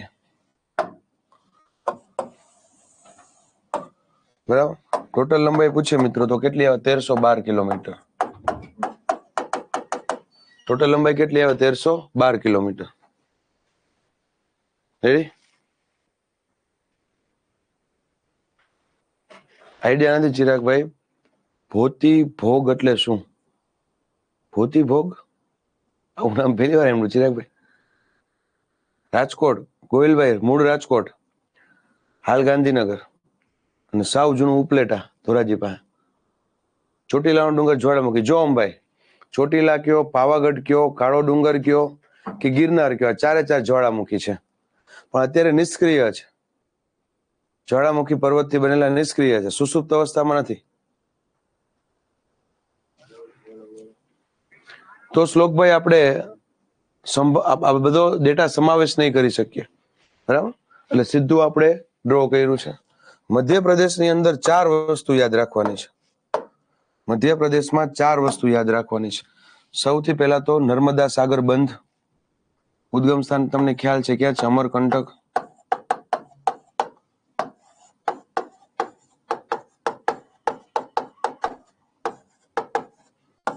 પછી ધુઆધાર ધોધ, કપિલધારા ધોધ, ધુઆધાર ધોધ, કપિલધારા ધોધ, નર્મદા ઘાટ એટલે કે ભેડા ઘાટ. આ 4 યાદ રાખવાનું મધ્યપ્રદેશમાં. રેડી? જો શ્લોકભાઈ, મધ્યપ્રદેશમાં 4 વસ્તુ યાદ રાખવાની. મહારાષ્ટ્રમાં કાંઈ નહીં. મધ્યપ્રદેશમાં આશરે 87% વિસ્તાર છે. મહારાષ્ટ્રમાં 1.5%. અને ગુજરાતમાં બીજો ક્રમ આવે 11.5%. ગુજરાતની અંદર લંબાઈ પૂછે તો 160 કિલોમીટર આશરે. ગુજરાતમાં ક્યાંથી પ્રવેશ થયો? ગુજરાતની અંદર ક્યાંથી પ્રવેશ થયો એવો ક્વેશ્ચન પૂછાય તો પ્રવેશ દ્વાર જે છે એનો છે હાંફેશ્વર. કયા જિલ્લામાં આવે? છોટાઉદેપુર. કયા જિલ્લામાં આવે? છોટાઉદેપુર. રેડી?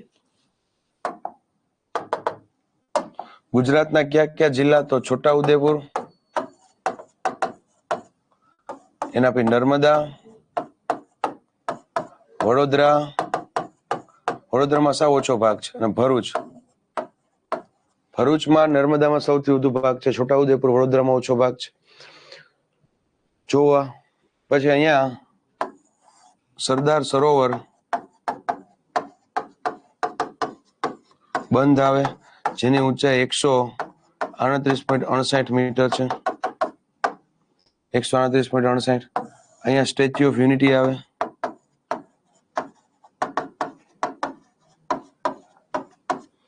એની ઊંચાઈ 182 મીટર છે, બરાબર? એના પછી કબીરવડ આવે અહીંયા, બરાબર? અહીંયા અલિયા બેટ આવે.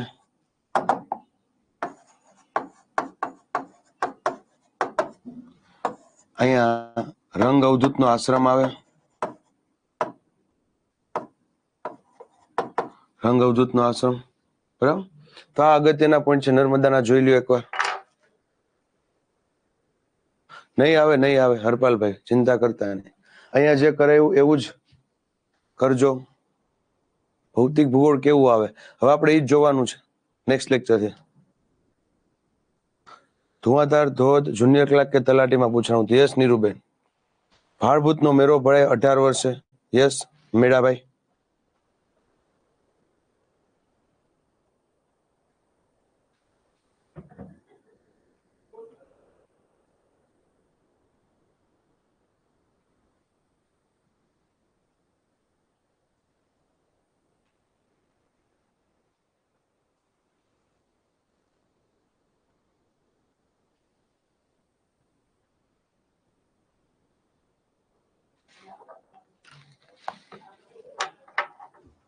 આણંદ જિલ્લો નો આવે. આણંદ જિલ્લો તો બહુ ઉપર રહી જાય, વાઘેલા. છોટાઉદેપુર, હાંફેશ્વર, જ્યાંથી પ્રવેશ થાય છે એ સ્થળ કયું છે? હાંફેશ્વર રાહુલભાઈ. ત્યાંથી નર્મદા નદી પ્રવેશ કરે હાંફેશ્વરેથી.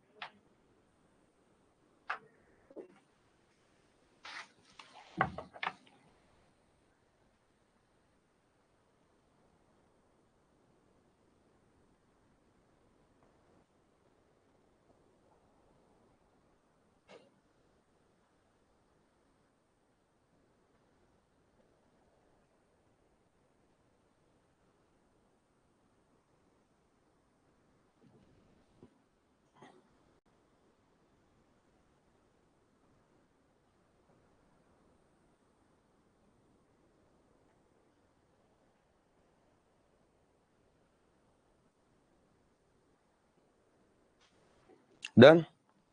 રંગ અવધૂત નો આશ્રમ છે નિમેશસિંહ, રંગ અવધૂત નો આશ્રમ છે. અંતિમ સ્થાન જે છે એ આવશે ખંભાત નો અખાત.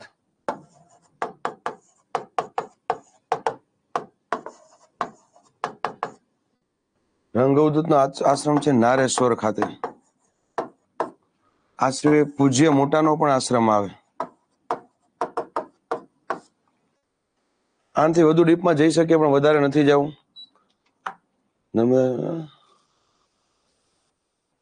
નર્મદા સાગર યોજના જ ઇન્દિરા સાગર. આ શ્લોકભાઈ, નર્મદા સાગર ને ઇન્દિરા સાગર બંને એક જ. આપણી નથી, મધ્યપ્રદેશની છે. આપણી નથી, આપણે કઈ લેવા દેવા નથી.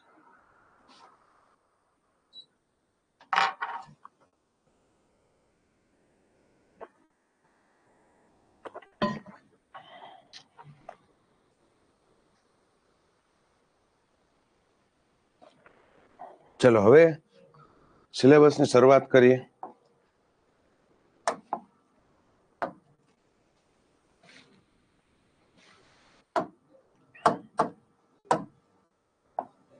સૌથી પહેલું કે જેમાંથી ક્વેશ્ચન સૌથી વધુ પૂછાશે તમારા, એ છે સામાન્ય ભૂગોળ. જેમાંથી ક્વેશ્ચન પૂછાવાની સંભાવના સૌથી વધુ. યસ, તાપી બાકી રહી ગઈ. સરસ, સારું તો યાદ કરે.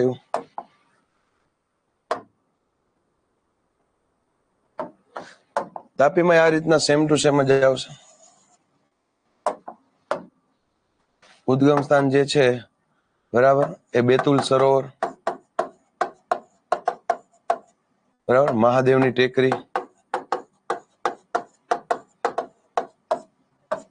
ઓલી મેકલ ટેકરી આવે, મહાદેવની ટેકરી આવે, બેતુલ સરોવર. સેમ ટુ સેમ રાજ્ય. પહેલામાં જે રાજ્ય હતા એ જ રાજ્ય, એમપી.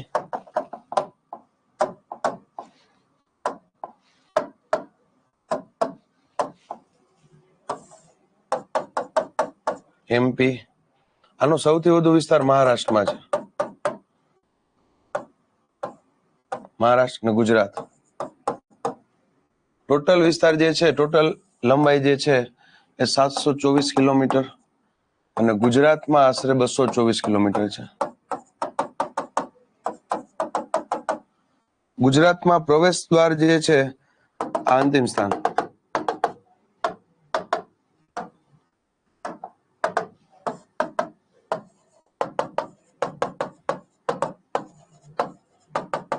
ગુજરાતમાં જે પ્રવેશ દ્વાર જે છે એ હરણફાળ તાપી જિલ્લામાં આવે. 2 જિલ્લામાંથી પસાર થાય, એક તાપી અને બીજો સુરત.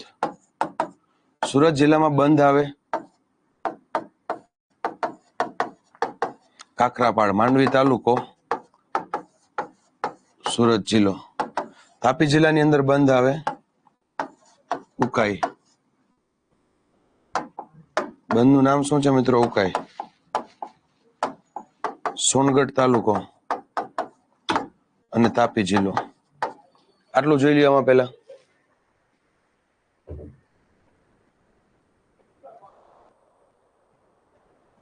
સર તમારા જેટલા વખાણ કરીએ એટલા ઓછા છે. મસ્ત રીતે સમજાવો છો, સરળ અને સરળ ભાષામાં. આભાર આપનો. આભાર ચાંદનીબેન.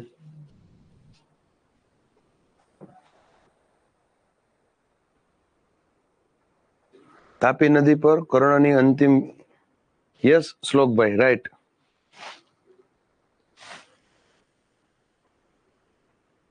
બધી નદીઓ ખંભાતના અખાતને. ઓમભાઈ, જો ગુજરાતની નદીઓના અંતિમ સ્થાન એક ખંભાતનો અખાત છે, એક અરબ સાગર છે અને કચ્છનો અખાત છે.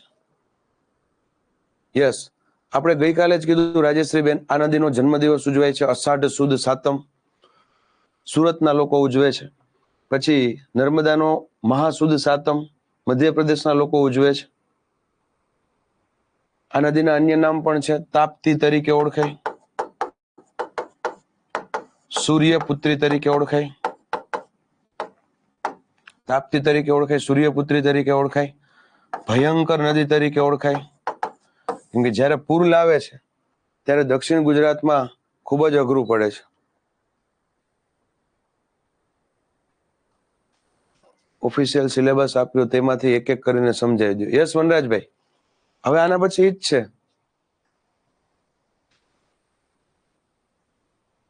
પણ એમાં એવું છે, જો વાઘેલા સાંભળો, ખંભાતનો અખાત ને કચ્છના અખાત કેના ભાગરૂપે? યસ યસ ચાંદનીબેન, અત્યારે જ સમજાવવાનું છે. ગુડ મોર્નિંગ પ્રકાશભાઈ. ખંભાતનો અખાત ને કચ્છનો અખાત કેના ભાગરૂપે? અરબ સાગર. સમજો, એટલે બંને ભેગા નહીં આપે. અરબ સાગર અને ખંભાતનો અખાત બંને ભેગા નહીં આપે. એમાં ઓપ્શનમાં અરબ સાગર, હિન્દ મહાસાગર, બંગાળાની ખાડી આ રીતના હશે.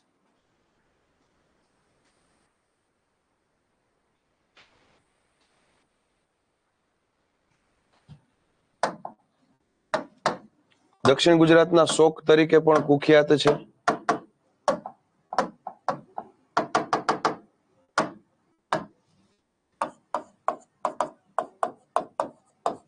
તાપી.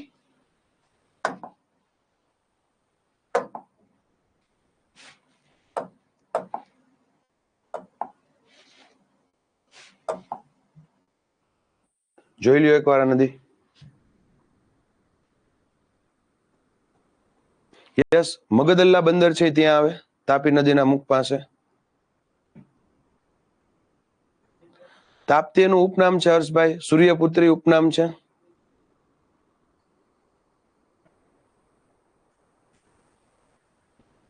સર તમે કેટલી વાર ભૂગોળ વાંચ્યું ચાલુ કર્યું ત્યારે તમને બધું યાદ છે, એ પણ ડિટેલમાં? કિશનભાઈ, એમાં હું કાંઈ નવાઈ નથી કરતો. એમાં એવું છે, આટલા ટાઈમથી ભણાવતો હોય ને કિશનભાઈ, એટલે યાદ રહી ગયું હોય. વાહ ઓમભાઈ વાહ, પહેલા ભૂગોળમાં ઊંઘ આવતી, તમે ભણાવો ત્યારથી ઉત્સુકના ક્યુરોસિટી રહે છે. ખૂબ સરસ ઓમભાઈ. તમે પ્રશ્નો પૂછો મિત્રો, હું બુક લખું છું, તમે સમજો. જીઓગ્રાફીની બુક લખું છું અને 60% પૂરી થઈ ગઈ છે. મેં કેટલા પુસ્તકો વાંચી નાખ્યા. તમે જેટલા ક્વેશ્ચન પૂછો ને એટલું મને ગમે. વોહરાની ખાડી, નિમેશભાઈ. સૌરાષ્ટ્રનો શોક એવો એક છે નહીં ઉમેશભાઈ. યસ દિવેશભાઈ, સૌરાષ્ટ્રનો શોક એક એવો નથી. બંગાળનો શોક કે તો દામોદર આવે, બિહારનો શોક કે તો કોશી આવે, ઓડિશા છે એનો શોક કે તો મહા આવે, બરાબર. આસામનો શોક કે તો બ્રહ્મપુત્ર આવે, દક્ષિણ ગુજરાતનો શોક કે તો તાપી નદી આવે. પણ સૌરાષ્ટ્ર કે કચ્છમાં કોઈ શોક નથી. ચલો ક્લિયર નિમેશભાઈ?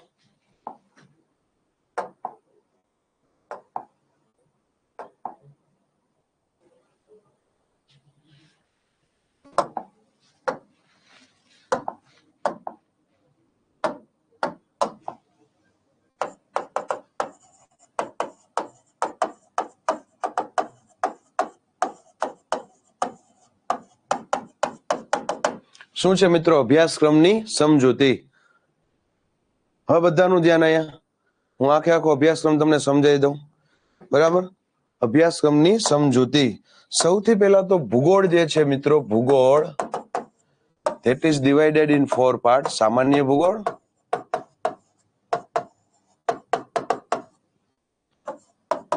પછી ભૌતિક ભૂગોળ, પછી આર્થિક ભૂગોળ અને છેલ્લે સામાજિક ભૂગોળ.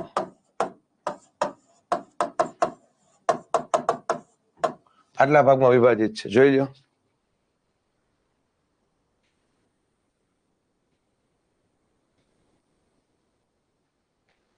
રેડી?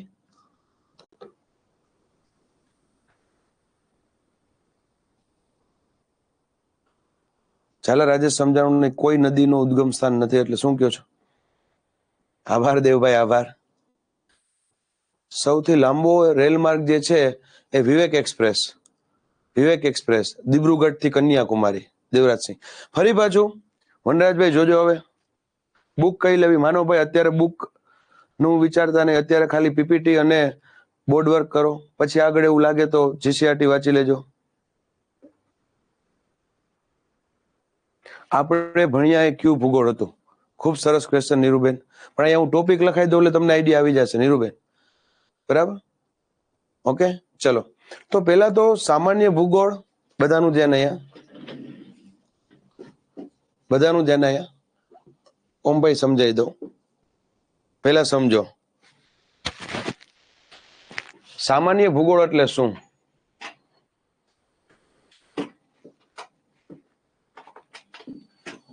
સામાન્ય ભૂગોળ એટલે શું? સામાન્ય ભૂગોળની અંદર ભારત પરિચય, ભારતનું ભૂપૃષ્ઠ, ભારતનું નદીતંત્ર, ભારતની બહુહેતુક યોજનાઓ, ભારતની જમીન સંપત્તિ, ભારતની જંગલ સંપત્તિ, આવું બધું આવે. જે બેઝિક બધા ટોપિક છે. આર્થિક ભૂગોળ એટલે એવો ટોપિક કે જે ટોપિકમાંથી અર્થવ્યવસ્થા જે છે એની હારે સંલગ્ન હોય, અર્થવ્યવસ્થા સાથે સંલગ્ન હોય. જેમ કે કૃષિ, પાક, ખનિજ, ઉદ્યોગ, પરિવહન. સમજાય છે ને? એનસીઆરટી પ્રકાશભાઈ એવું લાગે તો કરાય, બાકી જરૂર નથી. અહીંયા મોટા ભાગના ફેકલ્ટી જે છે એ એનસીઆરટી કવર કરી જ લે છે. ફરી પાછું રિપીટ કરું, જ્યાંથી પૈસા મળતા હોય એવો કોઈ ટોપિક હોય તો આપણે કેમાં કન્સિડર કરીએ છીએ? આર્થિક ભૂગોળમાં. સામાજિક ભૂગોળ નામ ઉપરથી જ ખબર પડી જાય, સમાજ સાથે, લોકો સાથે સંકળાયેલો હોય એને સામાજિક ભૂગોળ કહેવાય. એમાં શું આવે? વસ્તી ગણતરી, સાક્ષરતા, નિરક્ષરતા, બાળ મૃત્યુ દર, વૃદ્ધ મૃત્યુ દર, સ્ત્રી પુરુષનું પ્રમાણ, સ્થળાંતર, શહેરીકરણ, ગ્રામીણ ઘટક, શહેરી ઘટક, નૃજાતિ સમૂહ, ભાષાકીય સમૂહ, વ્યવસાયિક સમૂહ, ધાર્મિક સમૂહ. આ કેમાં આવે? સામાજિક ભૂગોળમાં. ઇન શોર્ટ મિત્રો, જે લોકો સાથે, મનુષ્ય સાથે સંકળાયેલો હોય એને માનવ ભૂગોળ કહેવાય. એટલે એ માનવ ભૂગોળનો ભાગ એટલે સામાજિક ભૂગોળ. જ્યાંથી આપણને પૈસા મળે છે આર્થિક ભૂગોળ. અને ભૌતિક ભૂગોળ એટલે શું છે? જે તમારા સિલેબસમાં નવું છે. આજ દિવસ સુધી આ 3 તો હતું જ, પણ આ નવું છે.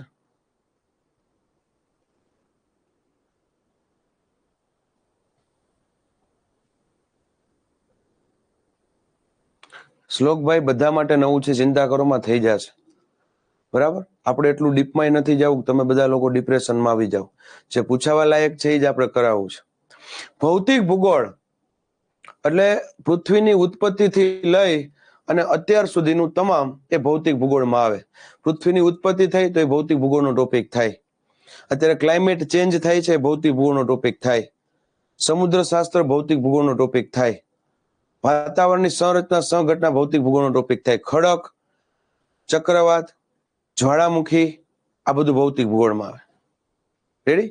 તો આ ભૂગોળના 4 પ્રકાર છે. પણ આજના દિવસે હું તમને કહી દઉં છું કે તમારા ક્વેશ્ચન સૌથી વધુ કેમાંથી પૂછાશે?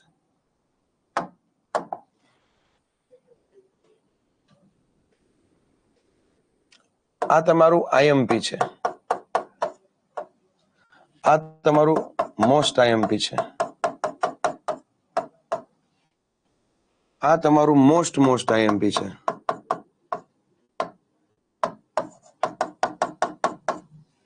બરાબર? અને આને પણ તમે આઈએમપી માં રાખી શકો, તો એનાથી નીચા સ્તરની અંદર. રેડી?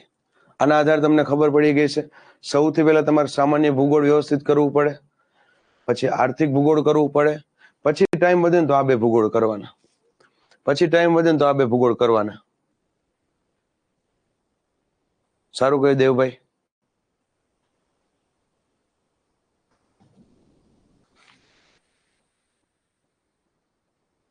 જોઈ લઉં તમે કયો ટોપિક કયો છો વનરાજભાઈ.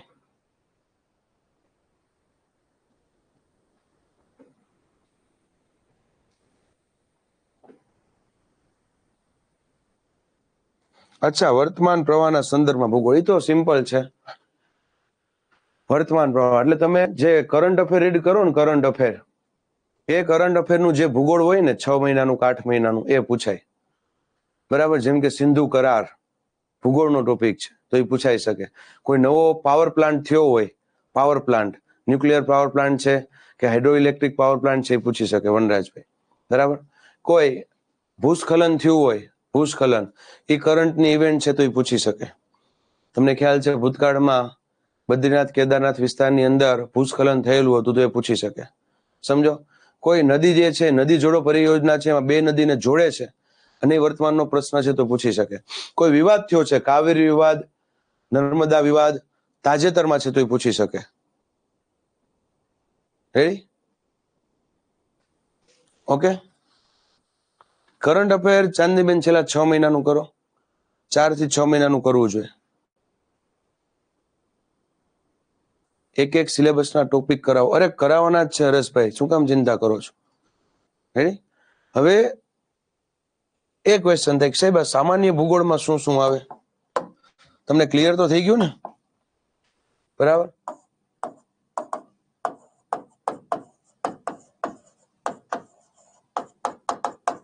સામાન્ય ભૂગોળ જે છે એમાં શું આવે, કયા ટોપિક આવે?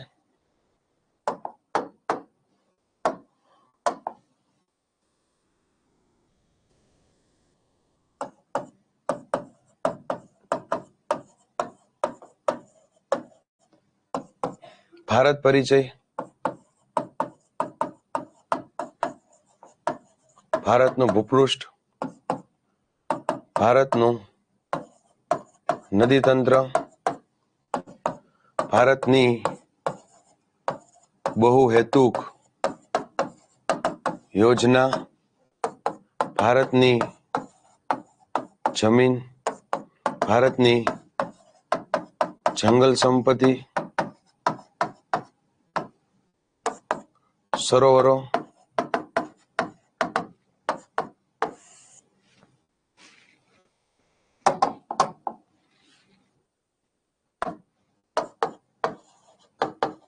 અભયારણ્ય પ્લસ રાષ્ટ્રીય ઉદ્યાન પ્લસ જૈવ આરક્ષિત ક્ષેત્ર અને રામસર સાઇટ. સંરક્ષણના પ્રયાસો આ સામાન્ય ભૂગોળમાં આવે. બરાબર. અને આ થયું ભારતનું. ગુજરાતની અંદર પણ સામાન્ય ભૂગોળ આવે. ઓકે.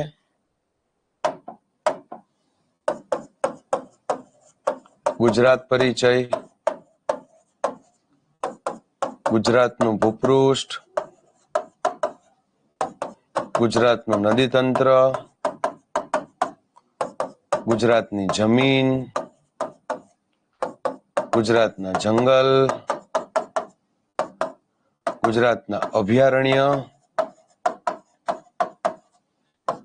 ગુજરાતના રાષ્ટ્રીય ઉદ્યાન, જૈવ આરક્ષિત ક્ષેત્ર અને ગુજરાતમાં રામસર સાઇટ.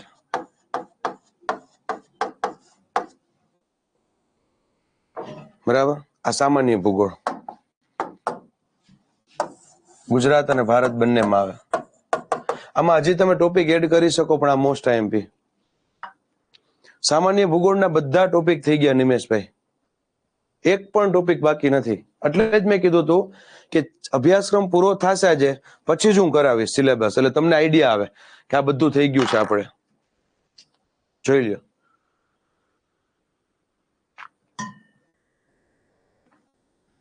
નહીં, જૈવ આરક્ષિત ક્ષેત્ર ગુજરાતમાં એક જ છે, છારી ઢંઢ. એનું નામ યાદ રાખવાનું છે. એમાં કઈ કન્સેપ્ટ નથી. સમજો, ગુજરાતના 4 રાષ્ટ્રીય ઉદ્યાન છે, એના નામ યાદ રાખવાના છે. એટલે એ સમજાવવાનો ટોપિક નથી, એ તમારે ગોખવું પડશે. બાકી સમજવાનું હતું કે અભયારણ્ય, રાષ્ટ્રીય ઉદ્યાન, જૈવ આરક્ષિત ક્ષેત્ર, રામસર સાઇટ વચ્ચે શું તફાવત, એ આપણે ભારતમાં સમજ્યા છે. એટલે એ ટોપિક ભારતનો જોઈ લેજો.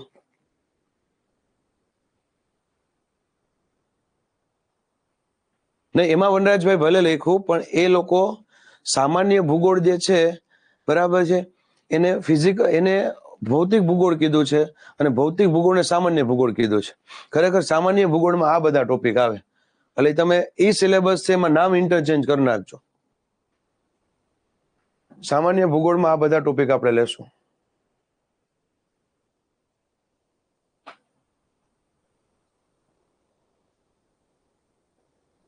જોઈ લ્યો દિવેશભાઈ, આ બધા ટોપિક આપણે થઈ ગયા. પછી માની લ્યો કે જમીન સંપત્તિ જ્યારે ભારતમાં કરી હોય ને ત્યારે હારવાર એ ગુજરાતની થઈ જાય. જંગલ સંપત્તિ ભારતમાં ગુજરાતની બંને એક જ હતી, કાંઈ ફેર નથી. પછી અભયારણ્ય, રાષ્ટ્રીય ઉદ્યાન, જૈવરક્ષિત, રામસર સાઇટ, ભારતમાં જે કર્યો, ભારતમાં જે ડેટા હોય કે અભયારણ્યમાં હરવા ફરવાની છૂટ, તો એ ભારતમાં લાગુ પડતું એ જ ગુજરાતમાં હોય. એટલે એ કમ્બાઇન્ડ ટોપિક કહેવાય, એને અલગ ન કરાવો. અલગ ટોપિક ક્યાં કર્યા આપણે? ગુજરાત પરિચય, ગુજરાતનું ભૂપૃષ્ઠ, ગુજરાતનું નદી તંત્ર, એ અલગથી કર્યા.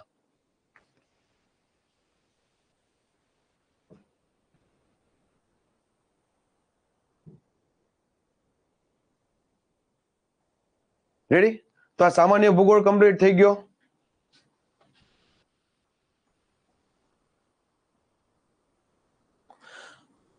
વનરાજભાઈ, એ જ મેં તમને કીધું કે તમે એ વસ્તુને ઇન્ટરચેન્જ કરી નાખો. એમાં ખરેખર એ સામાન્ય ભૂગોળ ન હોવો જોઈએ, ભૌતિક ભૂગોળ હોવી જોઈએ. એની બદલે અહીંયા સામાન્ય ભૂગોળ લખ્યું છે. એટલે આપણે નામ ચેન્જ કરી નાખવાનું. હમણાં હું ભૌતિક ભૂગોળ લઉં ને એટલે તમારું એ બધા ટોપિક આવી જાય. સૂર્યમંડળના ભાગરૂપે પૃથ્વી, બરાબર છે, પૃથ્વીની આંતરિક સંરચના, બરાબર, પૃથ્વી અને સમયની ઋતુ વિભાવના આવે એ, બરાબર, વાતાગ્રહ, વાતા સમુચ્ચય, આબોહવાના તત્વ પરિબળ, બધું આવી જશે. જૂના લેક્ચરમાં મળી જાય શ્લોકભાઈ. જો નિમેશભાઈએ કીધું કે આ બધું સાહેબ તમે પહેલા જ દિવસે લખાઈ દીધું હતું. સાકરિયાભાઈ, તમારી ચેટ દેખાય જ છે. વનરાજભાઈ, સમજાઈ ગયું? ચલો,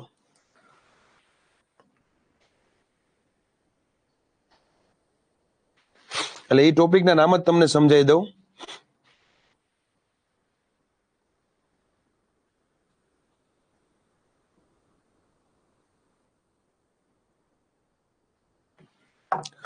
હવે યાદ રાખજો, આ તમારા સિલેબસમાં નથી, બરાબર? આ પણ તમારા સિલેબસમાં અહીંયા પણ એ નથી, પણ કદાચ જીકે ના ભાગરૂપે પૂછી લે એટલે મેં એક્સ્ટ્રા તમને કરાવ્યું છે. ના ના, આપણે કમેન્ટ્સમાં પ્રાઇવસી રાખેલી સુરેશભાઈ, એટલે ખાલી સ્ટુડન્ટની કમેન્ટ જે છે એ મને દેખાય, એકબીજાને નહીં દેખાય.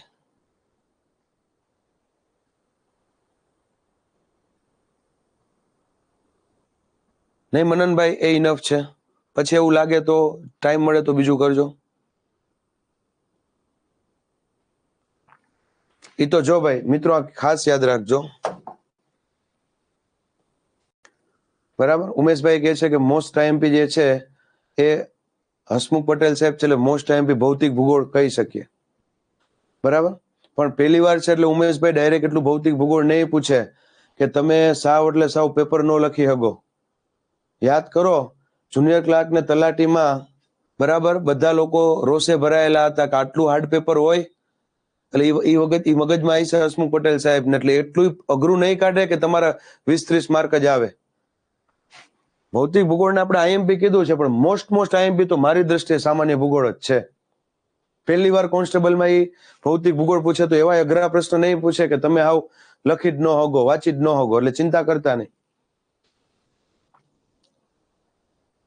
સર, સ્ટેટિક જીકે કોને કહેવાય? જો ચાંદીબેન, સ્ટેટિક જીકે કેને કહેવાય ખબર? જેમ કે સિંધુ સભ્યતા જે છે એ કઈ નદી કિનારે આકાર પામી હતી? તો કે સિંધુ નદી કિનારે. આજીવન એ જ રહેવાનું છે, તો એ સ્ટેટિક જીકે કહેવાય. પણ એમ હોય કે ભારતનું બજેટ છે એ કેટલા કરોડનું, કેટલા અબજનું છે, તો એ સ્ટેટિક જીકે ન કહેવાય. ચેન્જેબલ છે ને, સ્ટેટિક જીકે ન કહેવાય. અને ઓલરેડી જે થઈ ગયું છે, હવે ચેન્જ નથી થવાનું, એને સ્ટેટિક જીકે કહેવાય. યસ, ફોરેસ્ટમાં પૂછ્યું હતું ધારાબેન. ભાઈ તમારે બધું કરવાનું, આ તો હું કહું મારી રીતે, પછી તમને ઠીક લાગે એમ. કાલ વાર તમે એમ ન કહો કે સાહેબ તમે ના પાડી હતી એટલે મેં ઓછું કર્યું. એ છેલ્લે તમારે નિર્ણય લેવાનો. અમારા આટલા વર્ષના અનુભવના આધારે કહી શકીએ પહેલી વાર એ લોકોએ એડ કર્યું હોય તો એ ક્યાંક ને ક્યાંક એટલું બધું ભૌતિક ભૂગોળ નહીં પૂછે. યસ મનનભાઈ.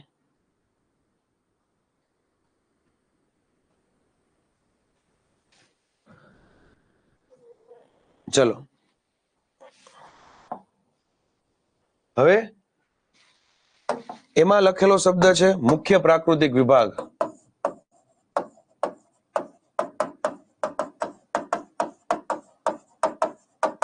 મુખ્ય પ્રાકૃતિક વિભાગ એટલે ભૂપૃષ્ઠ જ થયું. મુખ્ય પ્રાકૃતિક વિભાગ એટલે શું થયું? એ જ થશે મિત્રો, બરાબર, ભારતનું ભૂપૃષ્ઠ. રેડી? ચલો, આપણે કોઈ ઉતાવળ નથી કરતા. સાંભળો, હજી આમાં 4 ભૂગોળ છે આમાં, બરાબર. 5 તો હું અત્યારે નથી સમજાવી શકવાનું. જેટલા સમજાવું એટલું નિરાતે સમજો. આ સામાન્ય ભૂગોળ આખું તમને આવડે છે, એમાં તમે એમ ન કહેતા કે મને નથી આવડતું, બધાને આવડે છે. હવે આર્થિક ભૂગોળ લો, એ પણ તમને આવડે, જોજો, બરાબર. આર્થિક ભૂગોળ, સામાન્ય ભૂગોળ તમારું પૂરું. હવે જો આર્થિક ભૂગોળ,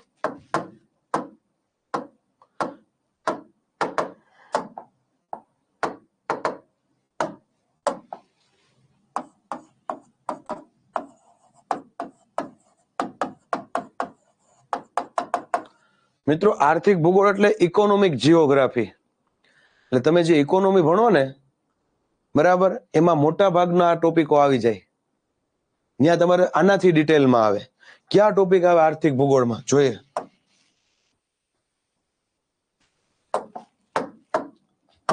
જેમ કે આર્થિક ભૂગોળનો સૌથી મોસ્ટ ટાઈમ ટોપિક હોય તો એક કૃષિ છે.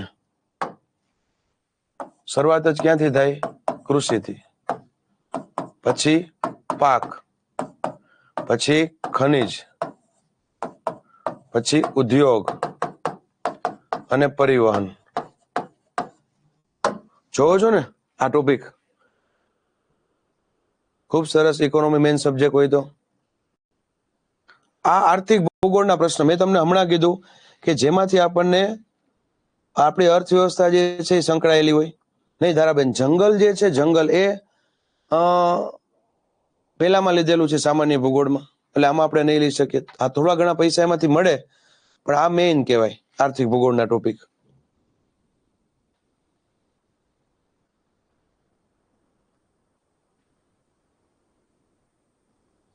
જંગલ લઈ શકીએ પણ એટલી હદે નહીં, બરાબર. પછી અર્થતંત્રના મુખ્ય વિભાગ,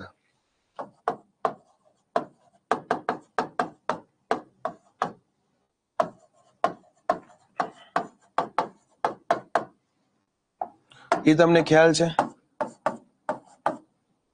બરાબર. પ્રાઇમરી આવે, સેકન્ડરી આવે અને ટર્સરી આવે. ખ્યાલ છે ને? પ્રાઇમરીમાં કૃષિ આવે, સેકન્ડરીમાં ઉદ્યોગ આવે અને ટર્સરીમાં સેવા આવે. અર્થતંત્રના મુખ્ય વિભાગ જોઈ લ્યો.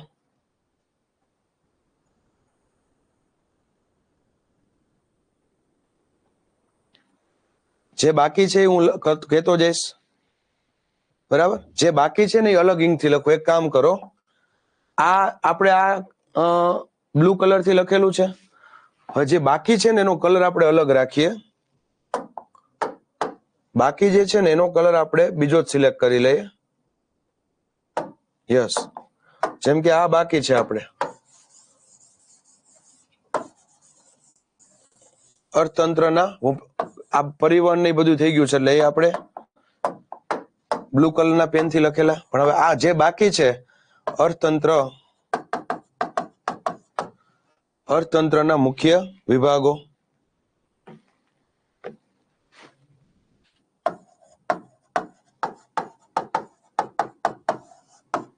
Primary, secondary, tertiary.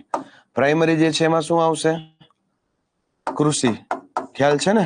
ભારત દેશ કૃષિ આધારિત દેશ છે, એટલે એ આવે. સેકન્ડરીમાં ઉદ્યોગ આવે અને ટર્સરીમાં સેવા આવે, બરાબર. એ આપણને આઈડિયા હોવો જોઈએ. એટલે આ બાકી છે. આજે તમને બધું ક્લિયર કરાવી દેવું, તમને કાંઈ મગજમાં ન રહેવું જોઈએ.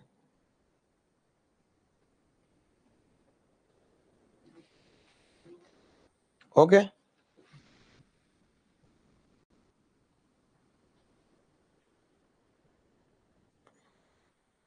ભાઈ, માનવ શ્રમ આધારિત ઉદ્યોગ બાકી છે.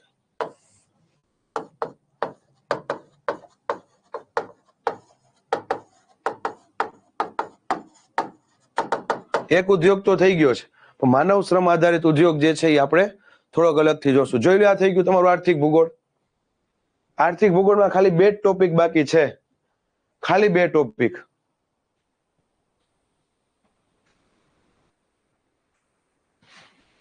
તમે સિલેબસ સામે રાખજો એટલે તમને આઈડિયા આવે.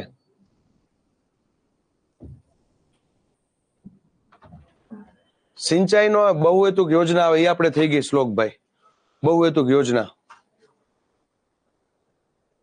હાલ એ બધું આવી જાય વનરાજભાઈ. એમાં એક એક શબ્દ પછી ન જોવાના હોય. એમાં મેં લખાયું અહીંયા કૃષિ ઉદ્યોગ સેવા એટલે એના પ્રકારે આવી જાય, લાક્ષણિકતા આવી જાય. એ આખે આખું સમજી જ લેવાનું હોય પહેલેથી છેલ્લે સુધી.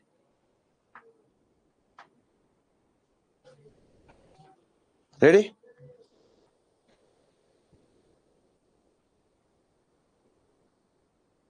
તો આર્થિક ભૂગોળ પૂરું. બરાબર. પછી સામાજિક ભૂગોળ કયો આવશે? સામાજિક ભૂગોળ.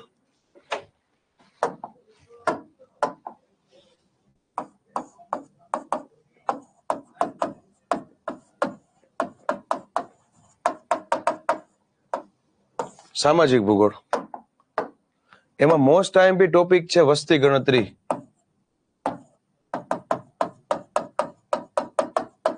આ ટોપિક આપણે થઈ ગયો છે વસ્તી ગણતરી. અને વસ્તી ગણતરી સિવાય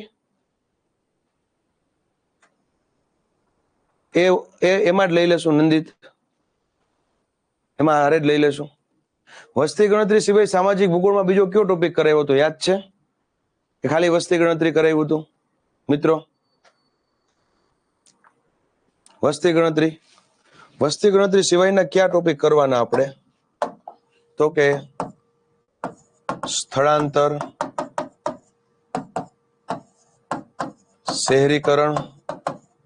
શહેરીકરણ કરાવશું ત્યારે જ સાથોસાથ ગ્રામીણ અને શહેરી ઘટક એ લઈ લેશું. નૃજાતિ વસ્તી ગણતરીમાં કેવા ક્વેશ્ચન નીકળે? સાવ સહેલું છે વસ્તી ગણતરી. સૌથી સાક્ષર રાજ્ય કયું, સૌથી નિરક્ષર કયું, એ ટાઈપના ક્વેશ્ચન નીકળતા હોય છે. નૃજાતિ સમૂહ, ભાષાકીય સમૂહ, પછી ભાષાકીય સમૂહ,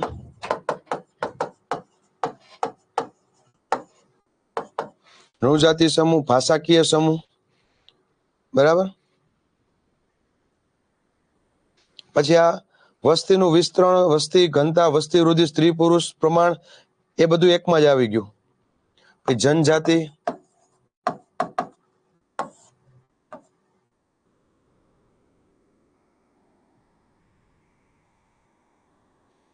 જનજાતિઓ.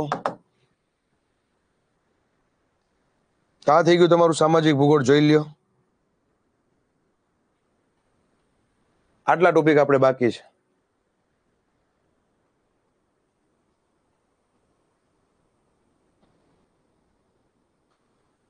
નહીં, આમાં સ્થળાંતર ને શહેરીકરણનું આપ્યું જ નથી.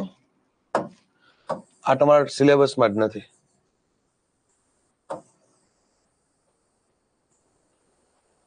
મને જીપીએસસી નો સિલેબસ યાદ રહી ગયો. નૃજાતિ સમૂહ, ભાષાકીય સમૂહ અને જનજાતિઓ.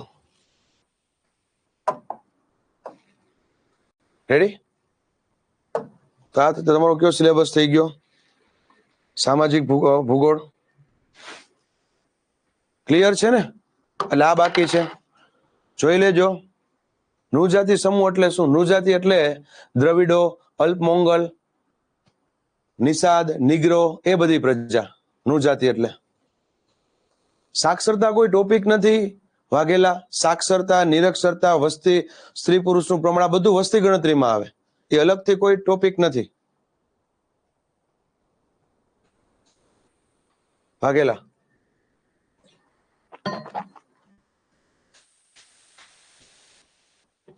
બરાબર. સામાજિક ભૂગોળ અને છેલ્લે ભૌતિક ભૂગોળ.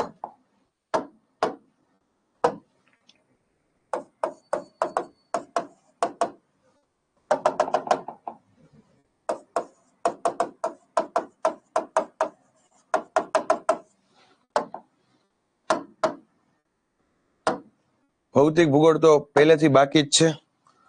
બરાબર. આખે આખું નહીં, 11મા ધોરણમાં જ ભૌતિક ભૂગોળ છે, બધાયમાં નથી. જો આ રીતના તમે ટોપિક છૂટા પાડી શકો.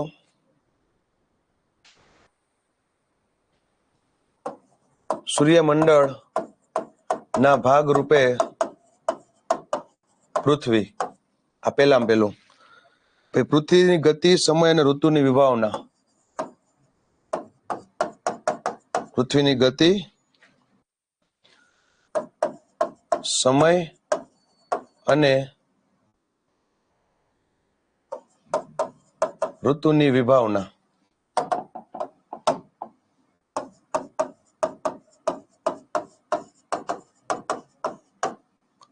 પછી આવે પૃથ્વીની આંતરિક સંરચના, ઇન્ટિરિયર ઓફ અર્થ.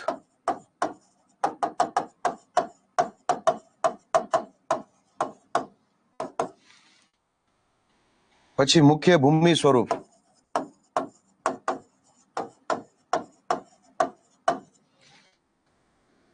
મુખ્ય ભૂમિ સ્વરૂપ અને તેની લાક્ષણિકતા આવી ગયો. પછી વાતાવરણની સંરચના અને સંઘટના.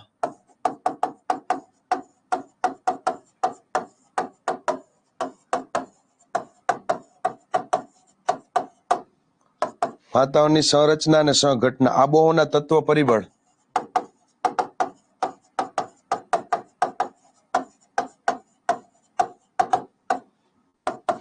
આબોહવાના તત્વ પરિબળ. વાયુ સમુચ્ચય, વાતાગ્રહ.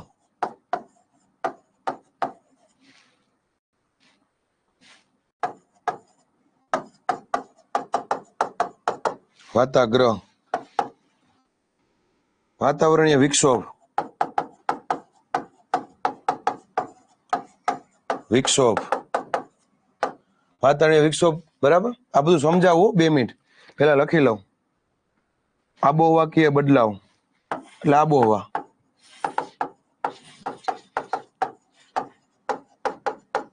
અને છેલ્લે ભૌતિક, રાસાયણિક, જૈવિક લાક્ષણિકતાઓ, જલીય આપત્તિઓ, દરિયાઈ અને ખંડીય સંસાધનો એટલે કે મહાસાગર. બરાબર. જલીય આપત્તિઓ,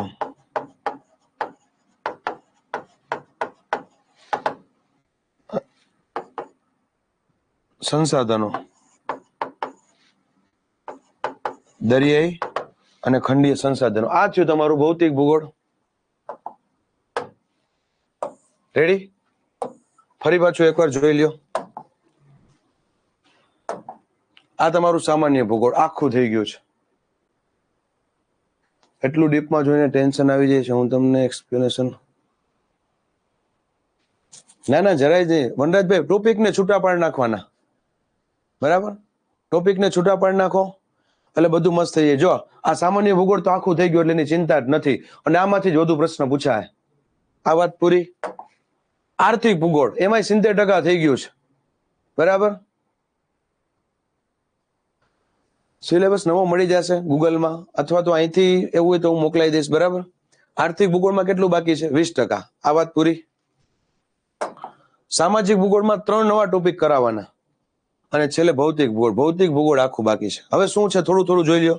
ડિટેલમાં તો આપણે લેક્ચરમાં જોશું. સૂર્યમંડળના ભાગરૂપે પૃથ્વી, આખું સૌરમંડળ જોવાનું. એના 8 કે 9 ગ્રહ જે છે એ. બરાબર. અત્યારે તો 8 ગ્રહ છે. લઘુ ગ્રહ, ઉપગ્રહ. બરાબર. એ બધું જોવાનું. પૃથ્વીની ગતિ, સમય અને ઋતુની વિભાવના. બરાબર. પૃથ્વી જે છે પોતાની ધરી ઉપર ફરે છે. પૃથ્વી સૂર્યની ફરતી બાજુ ફરે છે. એ આખું સમજાવવાનું. બરાબર. એમાં અક્ષાંશ અને રેખાંશ આખે આવી જશે. પૃથ્વીની આંતરિક સંરચના. પૃથ્વીના પેટાળની અંદર કઈ રીતની સંરચના છે. શિયાલ, સીમા, નિફે, આ બધા શબ્દ તમે સાંભળ્યા હશે. એ આવશે. મુખ્ય ભૂમિ સ્વરૂપ. મુખ્ય ભૂમિ સ્વરૂપ જો કે આપણે ભૂપૃષ્ઠમાં સમજી લીધા છે, પણ અહીંયા ફરી પાછા જોઈ લેશું. પર્વતો, ડુંગરો, ઉચ્ચ પ્રદેશો, મેદાનો. મુખ્ય ભૂમિ સ્વરૂપ. વાતાવરણની સંરચના અને સંઘટના. બરાબર. તમને ખ્યાલ છે શોભાવરણ, સમતાપ આવરણ એ આવે ને, ટ્રેટ્રોસ્ફિયર, સ્ટ્રોપોસ્ફિયર, એ આખું આમાં જોશું. આબોહવાના તત્વો અને પરિબળો. આબોહવાના તત્વો છે આબોહવાનું નિર્માણ કરે. બરાબર છે. જેમ કે દબાણ, ભેજ, તાપમાન. આ આબોહવાનું નિર્માણ કરે અને એના ઉપર અસર કરતા 8 કે 9 પરિબળો છે એ જોવાના. વાયુ સમુચ્ચય, વાતાગ્રહ. બરાબર. એવો ભાગ. બરાબર. પૃથ્વીની સપાટી ઉપરથી એવો ભાગ કે જ્યાં આપણે એવું કહી શકીએ ભેજ અને દબાણ બરાબર એ ભેગા થતા હોય અને ઇક્વલ ન હોય. એ આખું કન્સેપ્ટ છે. આબોહવા, વાયુ સમુચ્ચય વાતાવરણમાં આવશે. વાતાવરણીય વિક્ષોભ, અલનીનો, લાલનીનો, બરાબર છે કે વાતાવરણમાં શું થાય? વિક્ષોભ થાય. આબોહવાકીય બદલાવ, એટલે આબોહવાની અંદર જે પરિવર્તન આવે, ઋતુ પરિવર્તન, એ બરાબર. જલીય આપત્તિ, મહાસાગર, 4 મહાસાગર છે, બરાબર. રાસાયણિક, ભૌતિક, એના લક્ષણો જોવાના, 4 જલીય આપત્તિઓ એટલે કે સમુદ્રની અંદર અથવા જળમાં જે આપત્તિઓ આવે છે, બરાબર. સંસાધનો, બરાબર. જળની અંદર જે સંસાધનો મળે, જરાય ચિંતા નથી કરવાનું. સિલેબસ જોઈ લેજો ઘરે જોઈને, એક ટોપિક તમારો કપાણો નથી, બધું એટલે બધું આવી ગયું. હા, પછી આમાં મેં મહાસાગર લખ્યું હોય તો એમાં એના રાસાયણિક ગુણ છે, ભૌતિક ગુણ એ નથી લખ્યા, પણ એ આવી જ જવાના છે. આ ક્લિયર વનરાજભાઈ? JCRT માં બધું નથી, 11 JCRT માં બધું નથી.